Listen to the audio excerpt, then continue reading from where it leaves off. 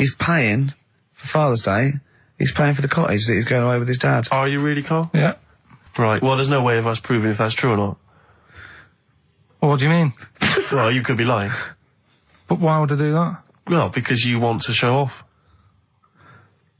I didn't do it on air, you mentioned it. I don't want people to know how generous I am. Right. Just do it, just get on with it. You know what I mean? Yeah. Like charity work and that. Yeah. Exactly. But I'd have thought that you wouldn't have fallen for Father's Day. I'd have thought you'd have known that it was like... Well, we don't. I mean, to be honest, there's a bit of a coincidence, because I paid for it anyway, and it just happens to fall on Father's Day. Right? But don't I mean, buy a Dad's not card. normally that bothered. Don't fall for it. I mean, obviously that and Mother's Day and a plethora of other things were, I mean, literally invented by card companies to make more money. I know. Yeah. That's, I mean, my dad always says don't get him a card or anything. Because he hates it. With all these things that I'd like, you know, rip-off times, really, just ripping people off. Yeah. It sounds a bit stingy, that. Fair enough. Well, no, I mean, he's right. Yeah. He's right. It's just, because fellas aren't bothered about getting cards anyway, are they? But the other thing that he noticed, you know, helping out the flower companies, the Princess Diana thing, when she... Oh, sorry. Yeah. No. Jesus. God. So when... Carl, what do you mean? What do you mean? That's what he said. He said, oh... I nearly swore then, because I was... you surprise me all the time. No, I'm but just... that is incredible. Sorry, what? I don't understand. What are you talking about? All the flowers that were sort of sold that day... Right.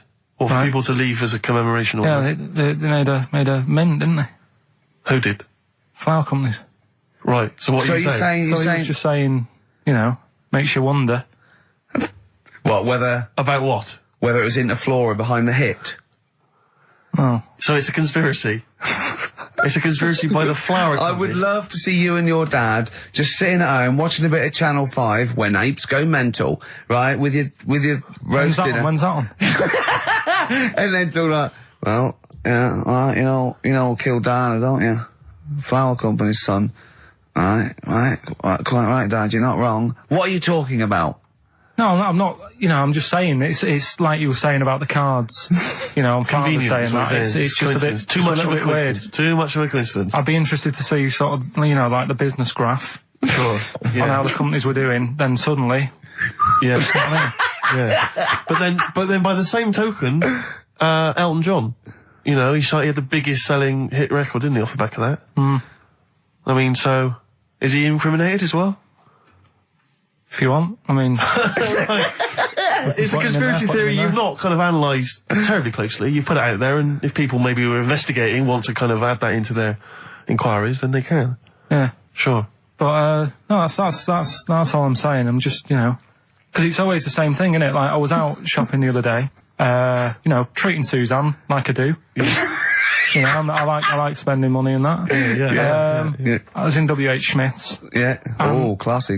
Was it a big birthday? Was it? Was it a 30th? No, I was getting a. Was it 2 biros for the price of 1? I was getting a card for my dad for Father's Day anyway, because I'm seeing him. Yeah. Big Toblerone. Yeah. There was a giant who is it who said Father's Day? They love a Toblerone. I've never understood Toblerone, because the only time I see Toblerone is in airports, right, and minibars. That is what the small Toblerone is for the minibar in a hotel, 3-star upwards, and the big Toblerone. Well, the big Toblerone is a gift, isn't it? It can only be a gift. You wouldn't buy a big Toblerone for yourself. Yeah, a duty-free gift. The Toblerone. It's next to you know, Chanel No. 5 Toblerone and a bear. But who specifically would you be buying that Toblerone for? I don't know. Someone who's clearly never had it before and would think it was interesting novelty. Yeah. Well, this gift's interesting. I'll tell you what, though, Toblerone is brilliant. I mean, if whoever makes that, if they want to send sort of, you know, some Toblerones, I mean, I will eat Toblerone. Well, yeah. I think very much the same about, I think very much the same about fags. And of course... Just cigarettes. If you've got any boxes of cigarettes and, that you don't want, you know, duty-free or whatever, send them. I'd just like to say that, in no way do I endorse Carl's dad's theory that flower companies were behind the death of Diana. No. Maybe I could say that on air as well, just to save any complaints. I'll tell you what, though, talking about fag packets and that... Carl's a little bit fed up today, actually whinging, I mean, properly whinging, fed up, reckons he's tired, reckons he's overworked here. But, do you know what I mean, Carl? Everyone gets tired. Everyone gets tired. Everyone does the same sort of hours as you. What do you do? Sort of 9 till 6, 7? About 9 till 7, 8. Well, no, because a couple of times this week I've sort of met you for a drink about 6. So, it's funny, isn't it? That's weird. Some of the times I've come back after it, just for another 40 minutes or something whilst no one's around, try and get stuff done without phones going, without emails coming in.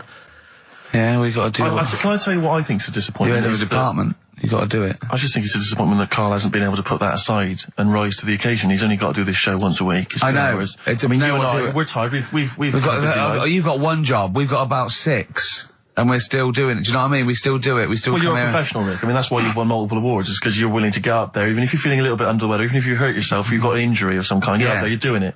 Yeah. You're entertaining, you're providing a service. Yeah. So... It's disappointment. Yeah, but I've pressed all the right buttons at the right time. Indeed. Right? That's what I get paid for, yeah. Done that, the adverts have gone out. Sure. You know what I mean? I've made you cups of tea. It's the negativity which is the problem. It's the vibe. You're bringing us down. Bringing us down. And therefore the listeners. Therefore the listeners. Bringing us down. If you don't like London, you know what to do. Well... Oh, I'm trying to get out of here, aren't I? We just bought a new flat. That's not the best way. Buy a flat in Manchester, live there.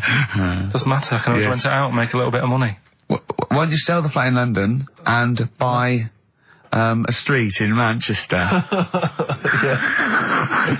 Pilkington Avenue. You could literally have the Lord, the king of that street. people could come to you like Solomon with their problems. Yeah. Well, he's come up from London. He's got London ways. Now, interestingly, have you heard? Do you remember the famous King Solomon story that there are 2 women arguing over whose baby it is, and they present this to, they say, "This is my baby." And the other one goes, "No, this is my baby." So he knows one of them's lying, but he doesn't know which one. And so what does he do? How does King Solomon solve that? How does he figure out whose baby is his? What would you do? They're both white fellas, yeah. Both what? White fellas. Women, 2 women. Right, it's 2 white women. To be probably, they probably weren't, completely white. Yeah, well, whatever. Yeah, they're of the same ethnicity. No, I'm just working out. Right, all right, then. So, all right. And don't think about what King Solomon would necessarily do. Yeah, it wasn't that easy. No, there's not one tall, skinny white one with big ears and so's the baby. The other one's a little short Chinese bloke. It's 2 women for a start. Yeah. 2 women, okay. The baby to look at could be either. He doesn't know which, but he knows one of them's lying, obviously.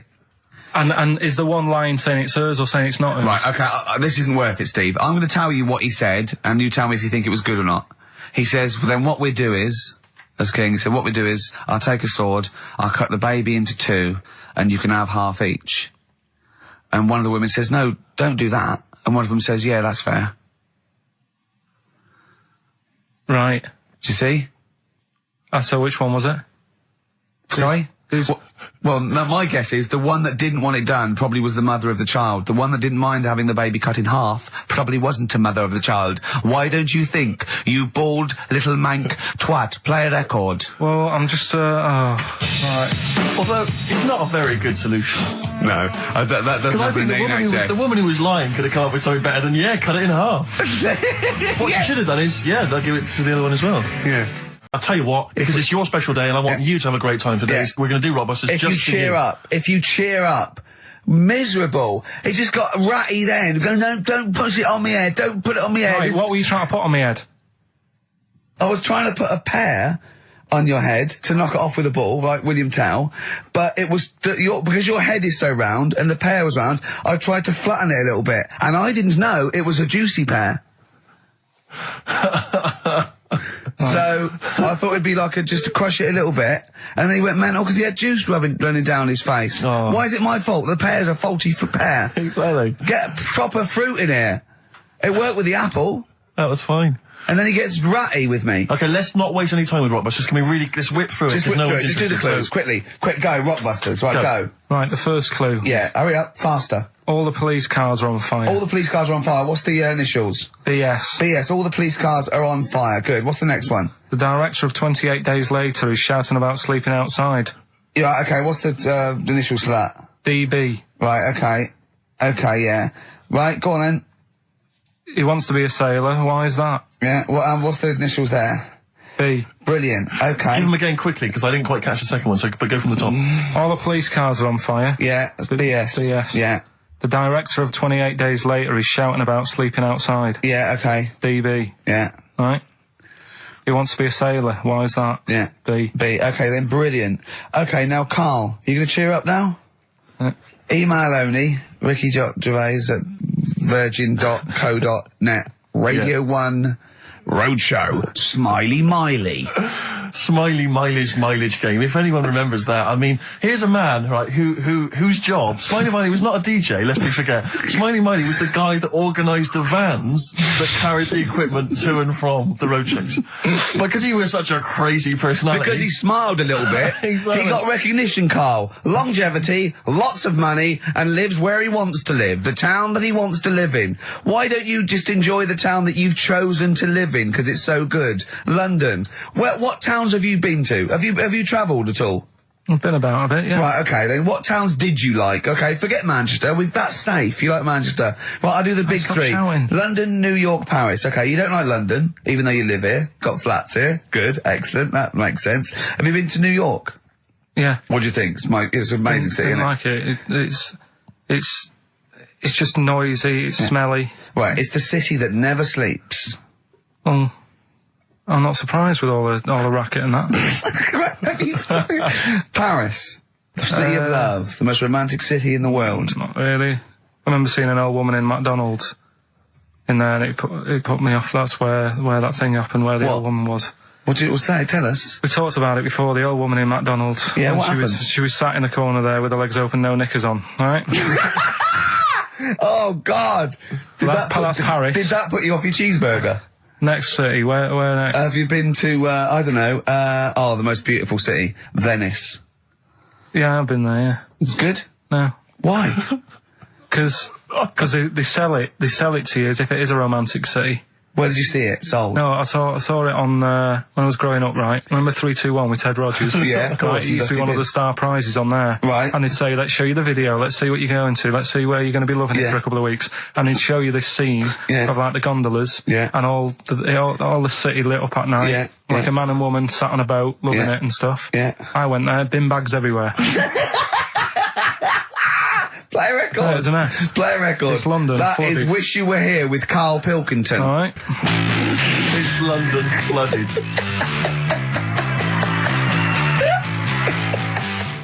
Black Rebel Motorcycle Club. Stop. On XFM. Carl's back. He's cheering up a little bit. Because I think he's vented his spleen a little bit on cities around the world that aren't as good as Manchester. So, is any of your family left in Manchester? Because they all moved away, didn't they?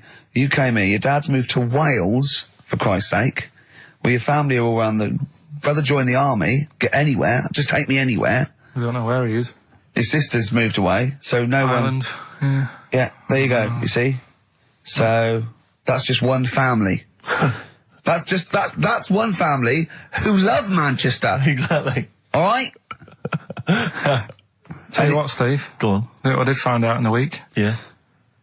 World record, right? Person with the longest trump. With the longest what? Wind. Fart. Right. Right? 2 minutes 42 is the world record. Okay. Right? Well, I'm immediately thinking about a relative of yours who I'm sure did longer than that. Who still lives in Manchester. Auntie Nora. Now, Auntie Nora did it for Reportedly, 5 minutes, wasn't it? Starfighter for 5 minutes. But, unfortunately, she was the only person in the room. Whereas I think, which one's alive, Ross or Norris McWhirter? I don't know, actually. He has to be there. Yeah, I think he actually has to He'd be have present. to be there. Would you want to be there?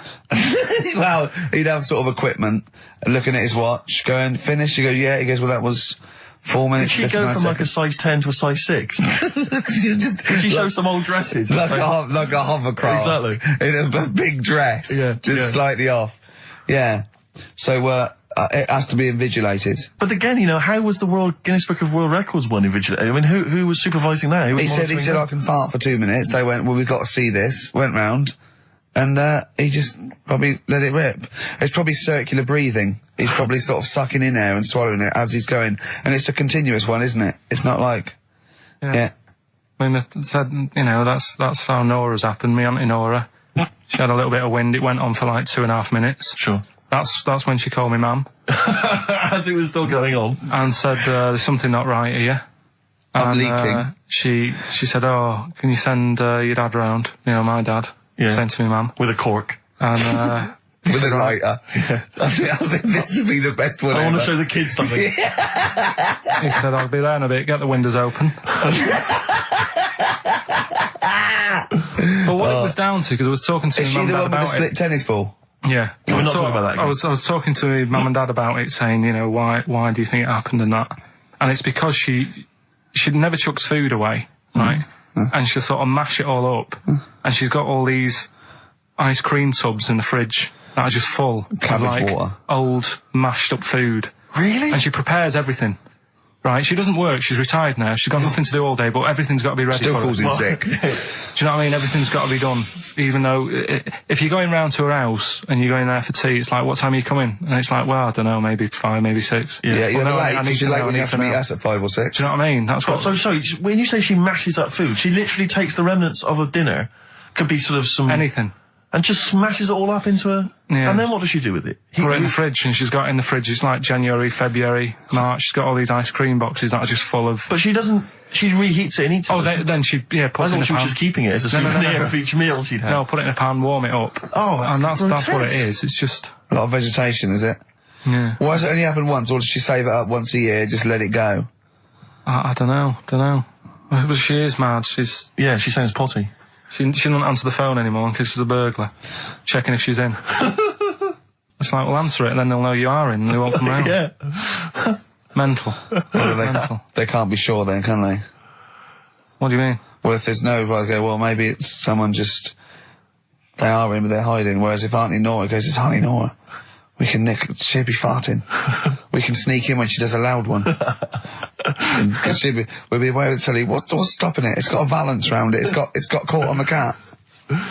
So have we got a recap on Rockbusters? No, just do has anyone got the right answers? Has anyone got the right answers? Let me just check here. Here's one from someone who just says, he's given an answer, answer to number 1, I. Number 2, don't. Number 3, care. Right, okay, is he close? Has anyone got 3 answers? I can't find one with 3 answers. So, again, you've done something wrong, Carl. No, no. This isn't radio, play a record. There you go, someone's got it. Give it to them. Fine, okay, give us the clues again, we'll give the answers straight away. No fanning around. Yeah, right. It's really pointless. Number 1, yeah. all the police cars are on fire. BS. Yeah, what was that? I can think of something. Go on. Blazing Squad. Brilliant. Okay. Right. The director of 28 Days Later is shouting about sleeping outside. Yeah. That's Dan Yell Bedingfield. Right? Danielle Bedingfield. Right, we'll never let him do this again. I told you I washed my hands of it. I know, but I just thought... Why did you let him? Why do you... Because he was grumpy. But this is what happens. Look what's happened.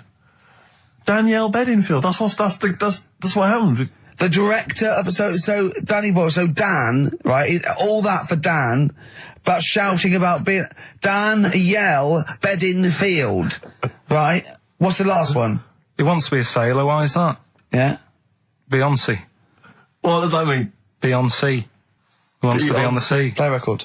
You're never doing it again. You just signed your death warrant. What have we done? You're never doing Rockbusters again. And if Monkey News is back, they would ban that as well. And we're serious this time. So Joe in Catford, stuff off to you. Oh, I can't believe what we've done. He's even doing the shout out. There you won. Well done on that. What have we done, Ray? What have we done? Tell you a job I don't like. What? I wouldn't want to be doing. The woman, there's a little woman who sits in the little snack stall on Finchley Road station. Yeah. And I don't know how to describe it, really. She is surrounded by snacks. She can't move for snacks. Does it look like American Beauty, but with different... Not dissimilar to that. Yeah. It's a little hut on the station. Yeah. And it's like, if you go to the seaside, you can put your head through one of those cardboard cutouts and it looks like you're a big fat person or whatever, and you can have your photo taken. It's like an equivalent of that, but it's just snacks everywhere. She's got bananas up to her chin. She's got chocolate coming down to her eyes, crisps either side of her. She can't move. She can't do 360 degrees. She's like packed in there. I don't know how she gets in there. I think they put her in there first, and pour in the bananas. Yeah. And then they go pour in the nuts. She has 2 hours of makeup before they open. Exactly, yeah. Dressing her in there. Because I'll ask for something from the fridge, and she cannot turn her head to see. She has to go by feel alone, just to feel the fridge and get stuff out and pass it. And often I'll say, that's not what I wanted, but she can't. You've got to let her off. It's extraordinary. Dear. But there's no music playing, Does she have there's nothing. to sell her way out of it? Exactly. If it's a slow day, she's stuck there till the next day. Yeah, it's like a world-breaking attempt. Talking about jobs and that, though, I was reading the other day about, like, you know, rubbish jobs that people have had and stuff. I haven't got time when I'm at work, man. I just get on with it. I'm not squiddly diddly. Fingers in pies, different jobs. Go on. Do you know Ivor the Terrible? Ivan. He, His Russian. Yeah, that was the Welsh fella who was bloody awful, but not as bad as his Russian cousin, Ivan. Yeah. Go on. He had a fella doing some work for him. Right, this fella built his house. Yeah. After it was done, right, the terrible fella was like, fella Ivan. He was going, "Oh, it's brilliant. You've done a good job there. Yeah. I don't want you to build another one like that." Took his eyes out. Just stopped him making an house like that. Yeah. Blimey. That's bad, isn't it? Why didn't he take away his trowel? Then he could have seen that he couldn't have built a house without a trowel. You can't build a house without a trowel. Yeah. I suppose he probably later thought that once he'd been nicknamed Ivan the Terrible. Yeah. He thought, why? Because you gouge people's eyes out. Yeah, but I didn't want to build another house. I know, but take his trowel away. What would I have been then? Ivan the Crafty at most. Exactly, yeah. Ivan the Jealous, Ivan the spoilt brat. But gouge someone's eyes. That is bloody terrible. I'm surprised you're not called Ivan the... Do you know what I mean? You're going to get on in history like with Vlad the Impaler. Yeah. He's mainly remembered for impaling people. Yeah. He did a lot of other stuff. Did a load of great charity work he did. The impaling is the thing that's really gone down in history. When were you reading about Ivan the Terrible? No, it's just or Ivor the Terrible is the thing you remembered from this informative article? No, it was just little bits like that. Talking about him, there was a thing about someone who worked for that fella who painted the ceiling. Sistine Chapel? Yeah. There was a thing, a woman who worked for him in his house. And I love how you assimilate information when it's just bordering on the academic or just the interesting and true. It's wonderful. Ivor the Terrible gouged someone's eyes out 'cause built him an house. That fella who painted that ceiling had a woman work for him. Imagine if you wrote that down in an essay. Imagine if you wrote that in a school essay. Well, you'd probably end up with not getting a grade or thinking you turned out to more than you had. Exactly. Anyway, the woman who lived with... Yeah, the woman who lived in a shoe. Go on. Yeah, there was this woman who lived with him, and she used to, like, go out and do all this shopping and that. Yeah. But because she couldn't read or write, he used to have to draw everything that he wanted. Why couldn't he just tell her? I don't know. No, wait. That's an excellent point. Could she talk? Yeah, but if it's a big list and that, loads of different coloured paints. But why couldn't she draw on a piece of paper? Why did he have to do it? Because he's a better drawer, isn't he?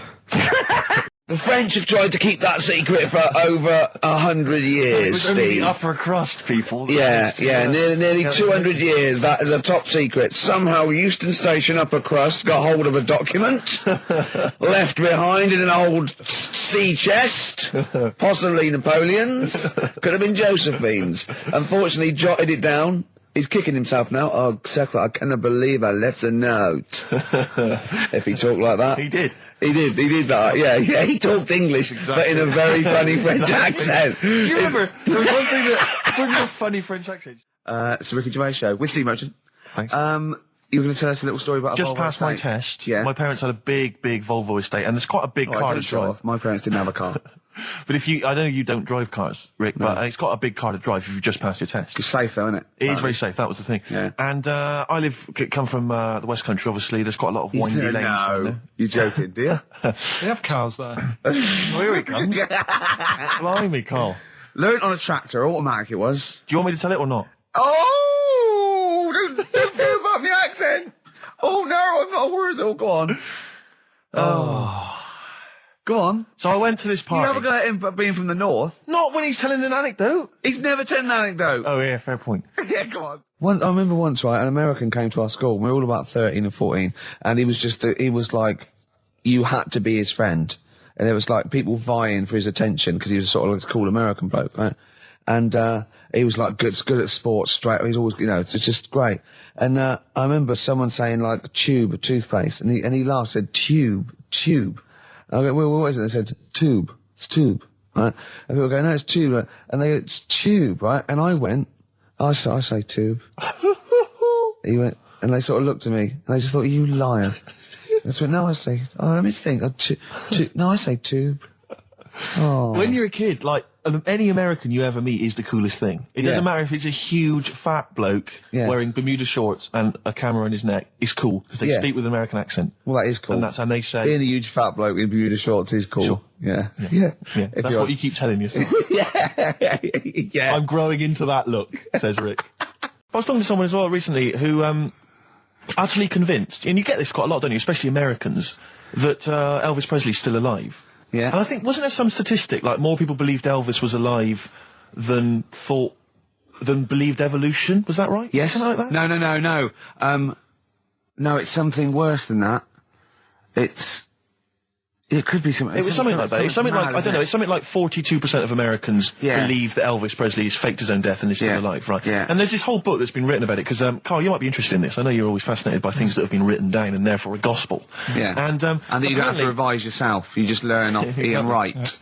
Yeah. But apparently, the reason that Elvis is still alive, is that there's a number of, sort of, pieces of evidence. One is that none of his family could agree which colour pyjamas he was wearing when he died.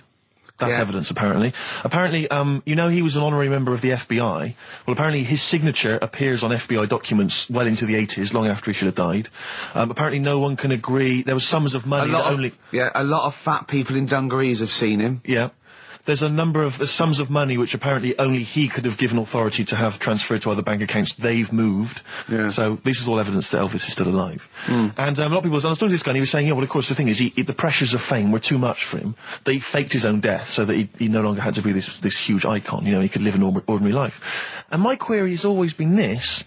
If Elvis faked his own death, do you think the method he'd have chosen is to have shat himself to death whilst on the toilet? Yeah. Yeah, but because he picked that, nobody will doubt it. Right. So Elvis went to the FBI. Yeah. What do you make of it? Well, exactly. So what we're saying, Carl, is that there was lots of methods open to him. You know what I mean? It's all like, he didn't go to his secret reason and go, oh, I'm fed up. I want to fake my own death. You know what I mean? And they go, yeah. And what methods have you got? I like to be found shit myself down the toilet. You like to do what? I want to be a big fat mother on the toilet, just shitting myself to death. Right, on my ankles. Elvis is a good idea. I'm just wondering if there's maybe something a little bit more glamorous. If you're in favour of death, I mean, you could take a bullet for the president. What? Shit all over him? Just shit? No, we know crap at all. No, you just take a bullet for him, or you could. There has to be shit involved. Why has it got to be? There has to be shit involved. Why has it got to be crap? I want it this way. Make it happen. Yeah, it's probably Carl, head in hand, look.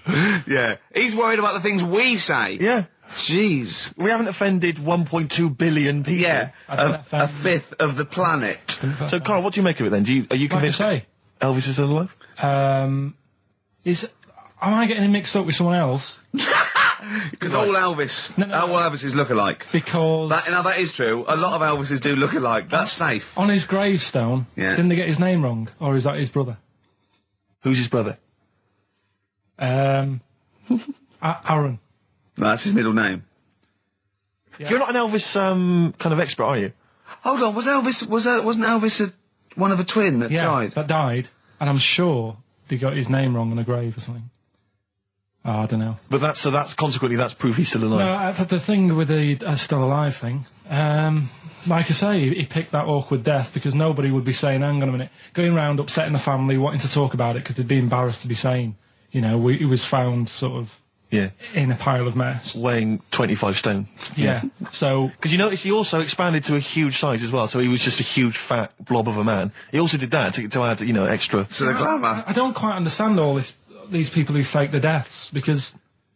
Well, a lot of them don't. A lot of them don't, Carl. This is what, in a roundabout way, we're saying.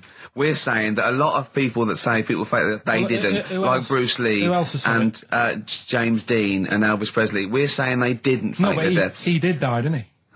His head come off, didn't he? God. Who's this? James Dean? His head came off. Funny thing happened to me on the way here. Okay. Actually, it was about Wednesday or Thursday. I was walking along Charing Cross Road. I was on my way here, actually, to meet Karl for a drink. And this little fella came up to me. I think it was an overseas student. He's sort of like a student type, but he had an accent. And he came up to me and went, "Excuse me, are you one from the office?"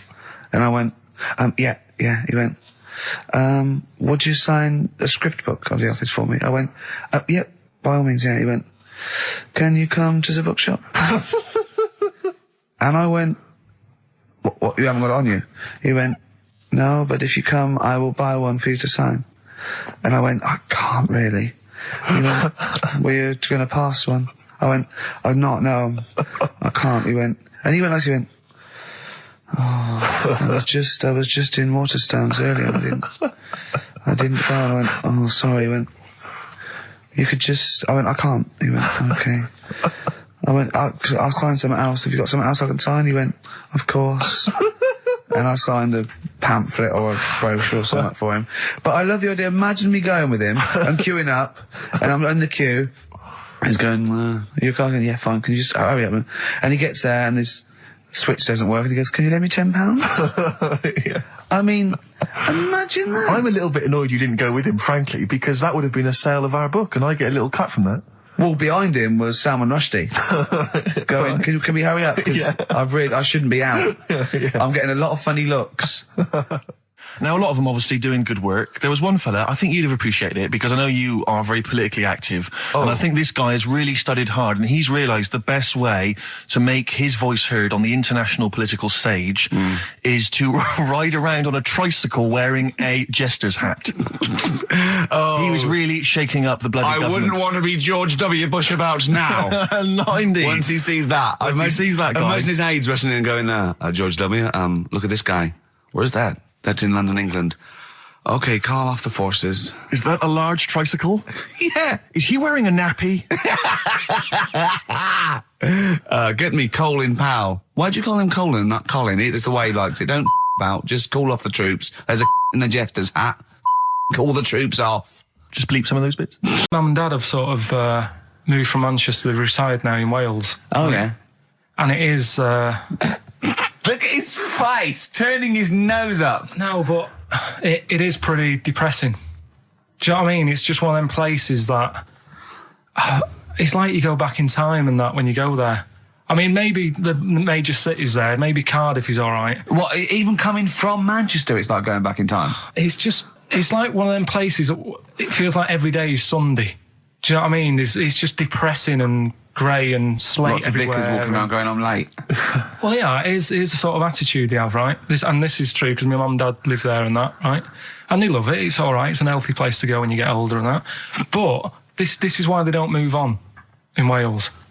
Well, I'd just like to make another sorry to any Welsh people listening. We're not saying you don't move on. Karl is. No, but... Sorry about the little Chinese shoes again. The thing is, it's good that, in a way, that they do that, and they don't want to be, like, rushing about everywhere, because the way London isn't that great either, is it? Because it's totally opposite here, right? Yeah. So I'm not having a go. It is a bit dull. I think even people who live there will agree with me, right?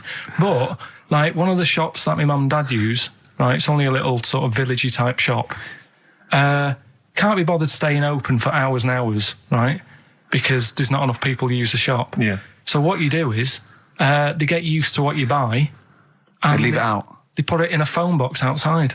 They put it in a phone box? Yeah. So it doesn't get wet. So my dad's loving that. Well, Once he found that out, it was like, brilliant.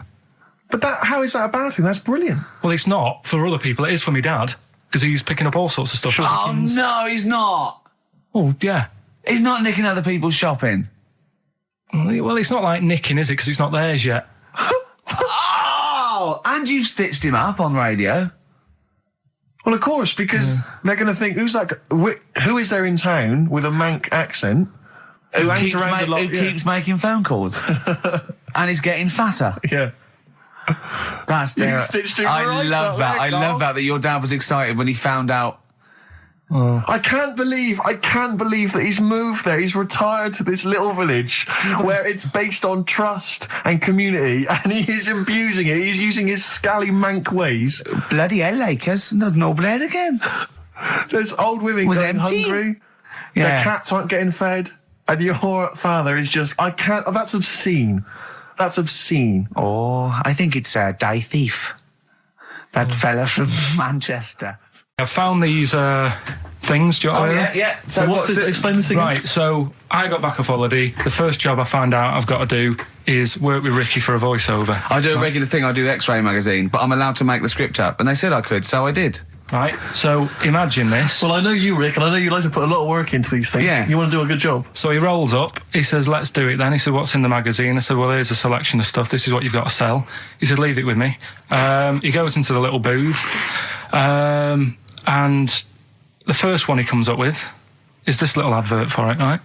X-Ray magazine, it's out now. It's £3.50 May edition, music of tomorrow, Dandy Warhol's picture, and there's a free CD with all the Placebo and the Donners, and Smog, and Nightmares on Wax, and Alpine All Stars. Only £3.50, it's out now, buy it, innit? Have you got a sore throat there? Well, that's all right, isn't it? And he was going, you can't. I said, we are doing that. I've done one. That is it. That's it. So I persuaded him. He went, right, okay, we can possibly put that on XFM, right? I'll have to see, right? I wouldn't do it again. And he went, but you need one for Capital. He said, right. Capital will know what I went, right, I'll do one more for Capital. Right. Because all the stations advertise the XFM magazine, right? So this is the one that you thought would be all right for them. Hello, you loonies in Radioland. Dr. Frog here to tell you about the new edition of X-Ray magazine. It's out now and it's only £3.50. You've not heard of it? It's a great music magazine. And you get a free CD featuring bands like Placebo. They wear makeup, but leave them alone. Gold Chain, Smog, OK Go, The Donners, and all great bands that you'll love. To Froggy here. Hello. Bye. Ribbit, Froggy says bye it. Oh, well. So then, he says, that's it. Is Dr. Frog still on there? He's still on Classic. I said, that isn't going to go out. They're not going to be happy with that. He said, you've had your money's worth, I'm going. Yeah. So I'm left with that. I then have to get the bosses in. And because I've let him go, in a way, it's my responsibility. Yeah. So I've obviously thought I've got what I need. I had to play them to the MD. What did he say? And justify... Well, I was sort of thinking if I laugh, he might go, well, I don't get it, but he finds it funny. Oh, brilliant. Well done. So I was laughing, he was sort of thinking, you know... Excellent. Is that it? Brilliant. When do they go out then? I think one of them's going out at the moment. This Thursday at the Grosvenor House Hotel. Yeah. Everyone in Radio's Anyone has entered their show in different categories saying, oh, you know, they get it down to... You know, winners this year included the brilliant Dominic Mohan, former showbiz editor of The Sun. Lots of people won. Lots of people won. Lots of people won gold. Lots of people won silver. Lots of people won bronze. We didn't get a sausage. Nothing. This show was deemed not worthy of anything. I mean, not a look in. The panel looked at it and said, well, no, definitely not radio. Didn't get a vote. See, that annoys me on so many levels. Let me tell you one, right? I've never complained about losing an award, okay, ever. Yeah, mainly in TV. I know we've won a lot, but we've been beaten by Peter Kay. Good luck to him. He's brilliant. Beaten by Phoenix Nights, the sitcom. A lot of people like that more than the Oscars, vice versa, right? No qualms. But the shoddy shite that I heard that night beating us, I was furious. I don't understand. There's people, regional, it sounds like hospital radio, right? I mean, I shouldn't even be on XFM. I thought, you know, it's beneath me. Yeah. And I thought, well, give them a hand, right? Let's show them. And I want to know who the panel was as well. I do not believe it. How can they I was looking back over some of the shows, right, before I go, Carl, and I've just done a little excerpt of, you know, a trailer of what we do, what we're about, and I don't know how the panel could overlook. Play a bit, Carl, please. Shaking her muff, minge and tits around does not make her a hoe, then what does? These kids at school with big heads. Carl, what are you talking about? Shut... Oh, my name is Holy Fuck. Right, there's this monkey that was on a train station. Right. What if you mean cock to mean penis? It was my Down syndrome son. Oh, chimpanzee, that monkey news. So we've still got monkey news coming up. You're an idiot! You know what I mean? That's, to me, quality broadcasting. I don't know how they can say that isn't worthy. That's what we sent in to the Sony people. They listened to that. How they didn't think that was dynamite stuff It doesn't make sense. Actually, I've been thinking about this since Thursday, because I've been a little bit down in the dumps. Yeah. What I think it is that with the TV show, the TV stuff we've done, Rick, we put a lot of work into that. Yeah. We get the script, we spend a lot of time on it. What this show is about, it's very much about spontaneity, it's about our personalities, and I don't think we're ever going to win an award for our personalities. I think that's where we're going. Do you know wrong. what I think? I think that when we're together, we're the auteurs of The Office, and, you know, and we're strong on it, and we're just two, we write it, we direct it, you know, we cast it, we even worry about the font and stuff on the, you know, we do everything. There's a weak link in our midst, I think. On the radio show? Yeah. Right, well, I'm just trying to think what the common factor is, because on the award-winning TV show, Bliss You and I... Yeah, I don't know. Well, I'll tell you what, can we play a record and let me think about this, because there must be something... There's got to be a factor. ...that isn't in The Office that's in this, that means that The Office is award-winning, and this is a pile of shite. It's interesting. I mean, I don't think our number one fan, Dickie Anderson, Richard Anders, was on the panel, although he here has emailed in. He's got a couple of thoughts as to maybe why we... What is Dickers doing, man? Dickers says, commiserations on not winning a Sony. I can't believe you didn't win, naturally. I mean, apart from your show's obvious lack of quality and effort, having a monkey for a producer, offering the biggest load of tat as competition prizes, saying hairy Chinese kid 48 times every show, Rockbusters, not bothering to turn up for weeks on end, only having 3 listeners, introducing the comedy characters Camp David, Harry Fook, which I think he spelt wrong there, Stephen Merchant. I'm not a character. Apart from insulting every race, religion and sexual orientation, bickering like schoolgirls... We haven't done everyone yet. We have not insulted everyone yet. There's loads to go. Despite the fact you generally bring misery into the lives of anyone who listens, I thought you were surefire winners. Better luck next year. Well... I mean, a couple of constructive, you know, criticisms there, but generally, I still can't nail it. Was he on the panel? Well, I don't think so. Well, he's a fan, so... Yeah. Well, no, he's clearly a fan. I mean, he obviously loves the show. He has hit the nail on the head. Oh. Which... Yeah. But, what should we do? Should we give up or should we try harder? That's always my dilemma in life. Sure, yeah. I mean, I've always gone for the first one. Give up? Yeah, why bother? Yeah. If they can't see, just give us the award.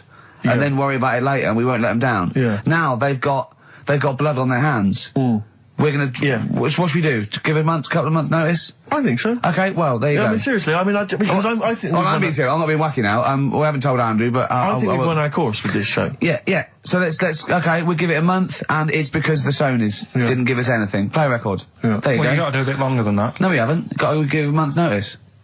No, you gotta work till about September if you're gonna... No, we haven't. No, we give a month's notice. Whatever they give the money back, something like that. Well, you give your money back. Yeah, I know. What are you going to spend your 80 quid on? True. We've had a lot of emails, Carl. I don't want to sort of put a dampener on your Christmas, but a lot of people have been slagging off Lanzarote. One of them just said, well, one of them just, I don't know if I can find it. It is Canaria, isn't it? It is one of the Canaries, isn't it? It's a volcanic island covered in volcanic dust. It's very windy, so you have to dig a hole to sit in on the beach, and there's hardly anything to do. That's from Mike Godham, he says, unless you like quad biking. Well, you know, you've seen what happened to... no, don't go quad biking. Not with your little head. There's no protection at all, is there? I don't know what you're thinking. I don't know. At least Rick Mann and Ozzy had lots of hair. You'd be like Humpty Dumpty. It would crack like a little egg. And then we'd seen, there's no kings or king's horses. So, well, they couldn't do the job anyway. No, shouldn't really send them. They're not really qualified. Horses not equipped to put back a medical man like Neil Fox in. Yes. To mend but not eggs. Some kind of military horse. I bet he's had egg on his face a few times, hasn't he? What, Foxy? Yeah. Most of the series are Pop Idol. Right, Carl. Lanzarote, good or bad? Well, you gotta give it a go, haven't you? Yeah, well done. Give everywhere a go. Exactly. That's what I was saying. Don't just take the word for it. I mean, if it had said an Ananova, Lanzarote shit, he'd have believed it. Sure. If he'd have overheard it in a pub, Lanzarote a crap, he'd have believed it. He'd have seen it on a website that was mainly concerned with monkeys and witches, he'd have believed it. Yeah. As it is. Everybody raves about New York, and when I went there, I thought it was rubbish. Well, you're an idiot then, because that is possibly the greatest city in the world, along with London. Subjective, though. That's why they have holiday programmes and that, innit? So you see it and you decide for yourself and that. Yeah, but you saw Venice on a holiday programme, as you put it. You went there and you went, it was rubbish, full of black bin liners. Well, it is. Right. Didn't they show them? It stunk. Didn't Judith Chalmers say that? Oh, it stinks here, and there's loads of rubbish everywhere. No, she didn't. Did she mention that? Oh. That's what I mean. So it depends what you want from holiday, doesn't it? Well, yeah. But So you're an idiot if you don't like New York, so next. Anyway, go on, break up, guys. Kiss and make up. Libertines, don't look back into the sun on XFM. Well, the general public are getting involved with Karl's holiday, and, I mean, this has been a damning report on Lanzarote. There's not been a positive word written about Lanzarote so far. Wow. It's volcanic, there's no natural water supply. Apparently there's no natural water supply, it's You all have to imported. sit in a hole. What do you think of this, Karl? What do you think of the people that want you to know that you're going to a rubbish place when you can't change it? What do you think of that? Rubbish though, will it? What do you mean? Be all right. What do you mean it'll be right? Because I'm going to go there thinking, oh, there's no water and that, and there will be water. No, they didn't say there's no water. What did they say then? There's no natural water supply. Whatever. I'm not bothered. It doesn't bother me. All right. I'm going to have a good time and that. What are you going to do? What do you plan to do? Got a book. What book you got? Rich Hall book. I'm just going to read that. So, Brilliant. and the weather's better than here, isn't it? Yeah. So... No Blue Sky, The Thorns. That's beautiful, isn't it? On XFM 104.9. Karl, you're losing your rag a little bit. What's the matter? Nothing, go on, Steve. What's the matter? No, what's the matter with I've got Karl? something to cheer him up. Someone's emailed in, Emma's emailed in, she said that, for those that know, those in the know, they referred to Lanzarote as Lanzagrotte. Brilliant. He's a bit fed up. He's got 2 CDs for Christmas from a company that's he's been with for 6 years. He's a little bit grumpy about having to answer the phones. He wouldn't go and make Steve another cup of tea immediately. Selfish. Yeah. Karl, what are you thinking? Nothing. Go on, what were you doing? Come on, Karl, you're getting paid for this. Project. Out. We'll take one of those CDs away. All right. So, we go on the trip, and the thing that annoys me, it does happen every holiday that you go on. If you go on a sort of a package thing, they have these trips, right? And you pay about 40-odd quid, and they give you some wine, so it make it feel like you're getting your money's worth. But, how many of these trips have you been on then? Loads. Probably about 12. More holidays than I've had. Go on. Yeah, So go on. anyway, so you're on the coach, right? And they take you for the volcanoes. They took us in the middle of nowhere. Yeah. Right. There's nothing else round there. Sure. It's like I say, it's like Mars, but with holes in the ground. Yeah. Right. And they sort of drop you off, and they go, right, everybody, see you back here in an hour. There's loads of volcanoes for you to look at, and a coffee shop over there.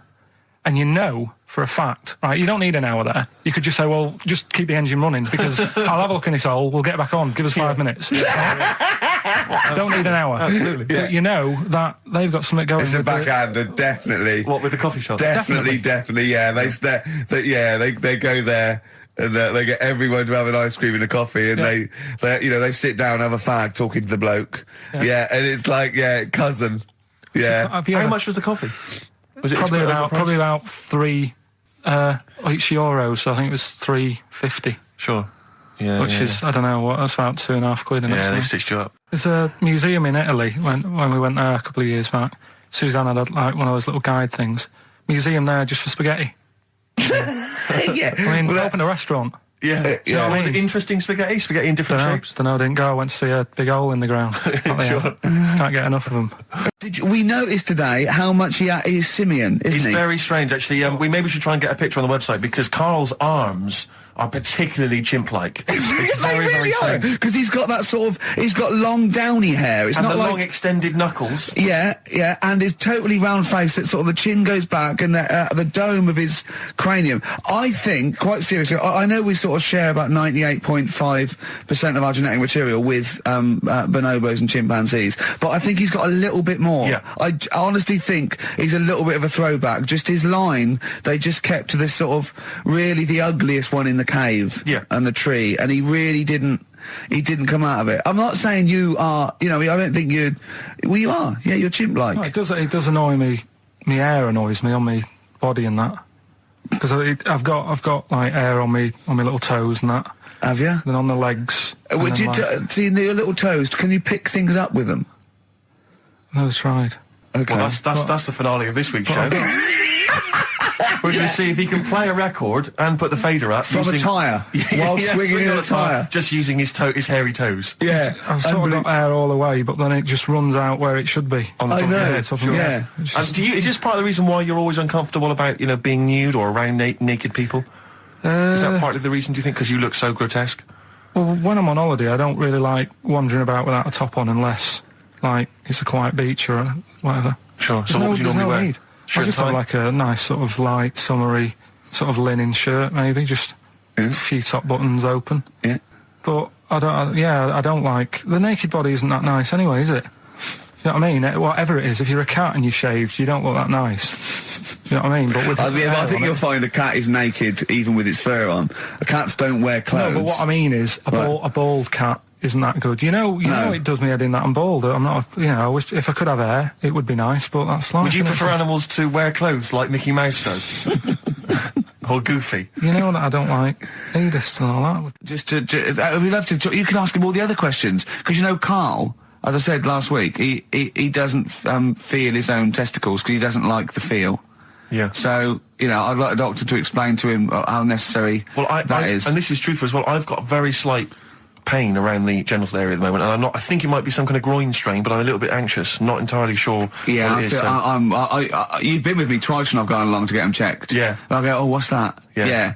It's terrible. I mean, but, it's usually... I think you're in a pretty low risk, aren't you? I'd hope so. You're coming out of the 20s. I think testicular sort of... I shouldn't be doing this. I'm not qualified. No. All they said was to me sort of like it's 20s and 50s. We're in. Mine sort of felt like they dropped a bit the other week when I was on holiday. I don't know if that's like when you're relaxing or I was wearing shorts a lot. How far? If it's 2 foot, it's too far. I was having problems walking. What do you mean? Why? No, it was just a bit I had shorts on all day. I'm happy and walking about on the beach and what have you. And then at the night when I put some long trousers on, I was sort of walking like a ricket. They probably like stretch a little bit. Sometimes, I told you when I was about 18, I was scared. I went to the doctor. I felt a pain, right? And because I was doing biology, I thought I'd show off this doctor. I said, I've got a pain. I think it feels like it starts in the epididymis and goes up through the urethra either. And he went, finger up the arse. He said, your jeans are too tight. They're squashing your balls. So we want a doctor like that. So what's the phone number again? It's 0871 222 1049. A qualified What do you mean your balls drop, though? We've got to come back to this. I don't know, they just felt like... it's not too bad at the moment. I was all right on the way in, but... I feel twinges all the time, but you never know whether it's just because they're... No, but they felt like they weren't my own. Do you know what I mean? They sort of felt a bit like these are... There wasn't a bloke standing really close to you, was there? You didn't get them mixed up, did you, on the way back? On the flight back? Someone else has got... Well, take a leaf out of nudist books. They just walk around, they've got nothing on it. About nudists. Why? Well, let's play this ad break and that. And have you had another encounter? If we've got time, I'll tell you about it. Have you really? Talking of campaigns and things and that, did you see Sir Bob on Jonathan Ross last night? Sir Bob Geldof. Sir Bob Geldof. Yep. You going to walk to Edinburgh or sail to France, Carl? What do you think of all this? The G8? I think it's good that, he's doing some stuff for the world and what have you, but I probably won't bother.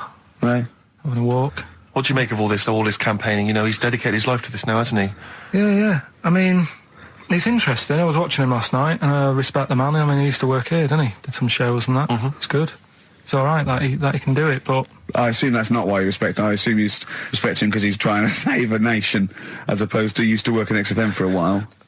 Yeah, I know, but I'm just saying it's good that he's given up a lot of his time to, try and save the world and that, but, there's a bit of me that's kind of like, is he wasting his time a bit? Right, well, what do you mean wasting his time?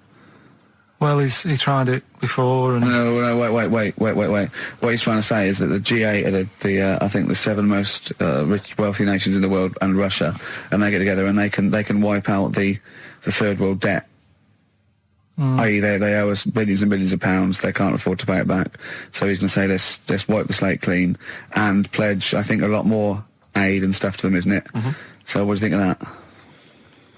But won't they just do it again?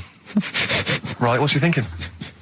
No, I just mean... I knew I had a little diamond in the rough here. I mean, obviously, you know, I admit, I brought this up because I really wanted to know what Karl thought of it. Sure. Yeah, I ulterior motives. It wasn't just for awareness, for the very worthy cause. It was because I know. Look at him looking at me. Look at him, he looks at me like a cat. Honestly, it's like there's nothing behind those eyes. Right, what do you mean? They're just going to run up the debt again, you think? Well, what I mean is, right, when I was a kid, right, and I wanted to go to the arcade, I'd borrow a quid off my mum, right, and she'd say, don't come back asking for more and what have you. But I'd have a go on a pinball machine or whatever, game on a fruity, and then go back, and she'd go, can I have some more money? And she goes, I gave you a quid before. And I go, I know, but I'm on holiday. And she goes, there you go then. And then I go off and do the same thing. I didn't go, no, I wasted the last one, I'm going to pop this in the bank. Right. So you think that's what's going to happen with... That's a nice metaphor. So what do you think happening there? That the Africans are blowing it down the arcade. Instead of putting it towards a fishing rod, they're blowing it down the arcade. I'm trying to win a watch. Look, I've got 100 goals. I think this thing is dodgy. Yeah. I'm trying to win a fluffy toy. Bob's saying you're never going to get the Snoopy. You're never going to get the Snoopy. It's always going to fall out of the little claw before it gets to the claw top. is not strong enough. Yeah. Do not waste it. No, Midge. Midge, you have to write a song. Write another song, mate. They've blown it down the arcade. Brilliant. What I really want to talk about was Ricky's white suit. Oh yeah. Okay. Well, listen. Classic. Well, let me explain. Wow. Never mind all that. One, it's actually I bought it for a photo shoot because I'm doing this thing. I've got a DVD coming out in October, and I'm doing a spoof of the front cover of Thriller. So I bought a white suit, Nice. and I got it right. And I thought, well, I might as well wear that then now and get it dry clean. I thought you blagged and it. I thought when I put it on, I looked a bit like Sean Connery as James Bond. Apparently, I look like Tattoo from Fantasy Island. The little midget guy. Yeah. Sure. Which is, I did watch it back, and there are some resemblances. At one point, I did playing, which was I don't know why. Yeah. I thought. Well, when he suggested he was going to wear it, I said that's crazy. I said it's madness because I knew it would come back and haunt him. I got away with it though. Well, did you? No. I mean, what was it I said to you? We were talking about it, and he said, he said, what are you wearing it with? A sort of white shirt and a white tie? I went, no. I wear a black tie. He said, right. He went, you should do it with the white shirt and the white tie. I said, he went, do that whole Randall Hopkirk thing. And I went, well, that's what I'm worried about. He went, what, you're worried people think you're a ghost? I mean, pathetic. I didn't think it was a good idea. I just love the way that if you're a celebrity, somehow you're allowed to wear, nonsense, outrageous clothes because it's kind of expected of you because, you're But it wasn't mental. It wasn't like Graham Norton going in curtains or Jonathan Ross dressing up as Lawrence Bowen. It was just a white suit, it's just that thing of, I am. It's cheeky Ricky Gervais here. Look what I'm wearing. I was worried there was going to be chocolate mousse, though. Yeah. Or Johnny Vegas was going to greet me and throw up immediately. Yeah. It was sort of I had to keep away from people. And what you're sitting on. But I tell you what, I think it worked with Anne Robinson, didn't it? Do you think she winked at you when you went. She liked you. She just can't stop that. She's made it into a catchphase. But you made her giggle like a little schoolgirl. I knew it was safe though to say that thing about her drinking because I'd done a non-broadcast pilot with her this year. For a friend was the producer, and it's a new show called Look Who's Coming to Dinner, and the premise is I choose sort of 6 heroes that are alive, and so I knew it was all right, so I didn't just go out there and start insulting this poor middle-aged woman. I sort of knew she could take a joke. She's all right. She's obviously she's not really like that. So yeah. No, but I love the way she just giggled like a little girl. Would you ever do any of those? Absolutely not. No. I genuinely think if you were in the Celebrity Big Brother house, immediately you would be voted out. It would be before the public get a chance to vote. Yeah. The housemates would have got you out somehow. Yeah. They'd have left. Or they'd have left. Yeah, I might win. I might win by default. They'd have all climbed over the roof like that guy Sandy. Yeah. They'd have all climbed out like within the first 10 minutes. I saw Sandy the other day actually doing still on the run. Is he? Just climbing over. Sandy. Get off my roof. I got really excited in Selfridges. Does he look like a wombat up close? No, he's really good looking. Shut up. No, seriously. I saw him in the hat section at Selfridges because he's a personal shopper telling them they look gorgeous. Jane went there specifically to meet Sandy. No, just did she? Yeah. I got really excited. Is he working there? Yeah, he's a he always personal was. shopper. Yeah. Really? Yeah. Does he sign autographs and stuff? I'm sure No, he he calls himself Alex now. What? Eh? Yeah, he's not allowed to call him Sandy. Selfridges wouldn't. What should we say and get him sacked? Get him voted out of the Selfridges household. Oh, Why is he a personal shopper? Yeah. That's just to me the epitome of indulgence. If you've got money to spend on a personal shopper, that. Oh, I'd love to do that. Man alive. No, is that someone who pushes your trolley? No, is that how it works? you just say. Could I get one of those in Waitrose? No. It's like asking an assistant. You go, I need some black trousers and some brown shoes and this range, and they go, okay, and they go and get you a range, so you don't have to go. It's not like. Yeah, but I still love it. Yeah, but you have to pay for it. It's not. No, you don't pay for the service. You pay for the clothes if you buy them. It's really? not. Yeah, it's not like Lady Di having Harrods opened for her. So I could walk in there and get Sandy, of course, you Big could. Brother, to just do some shopping. In fact, I'd love you to. But could I get him, like, once he's finished in Selfridges, could he pop to the Co-op for me? No, like he can't do that. No, he can't do that. What? No. Seriously? So there'd be people queuing up, wouldn't there? Well, why? Selfridges, you can't. People don't go and shop in Selfridges for the sake of it to meet Sandy, do they? No, but to get a personal shopper, why wouldn't everyone have one? I don't understand why everyone wouldn't do it if they're not charging you for it. Oh, Steve, you and me later on. I'll tell you this, I don't think people realise that, Rick. He's going to be inundated now. You know when you go to Selfridges, you will not be able to buy that suit you got for £97. It's a lot more expensive than that. What? You can't. $105? You can't get shoes for £29 in there. I'm not bothering. No, exactly. You see, that's where you're going to come unstuck. No, we were talking earlier about the fact because I've been ill this week, and so I've just been lying on the sofa, dosed up.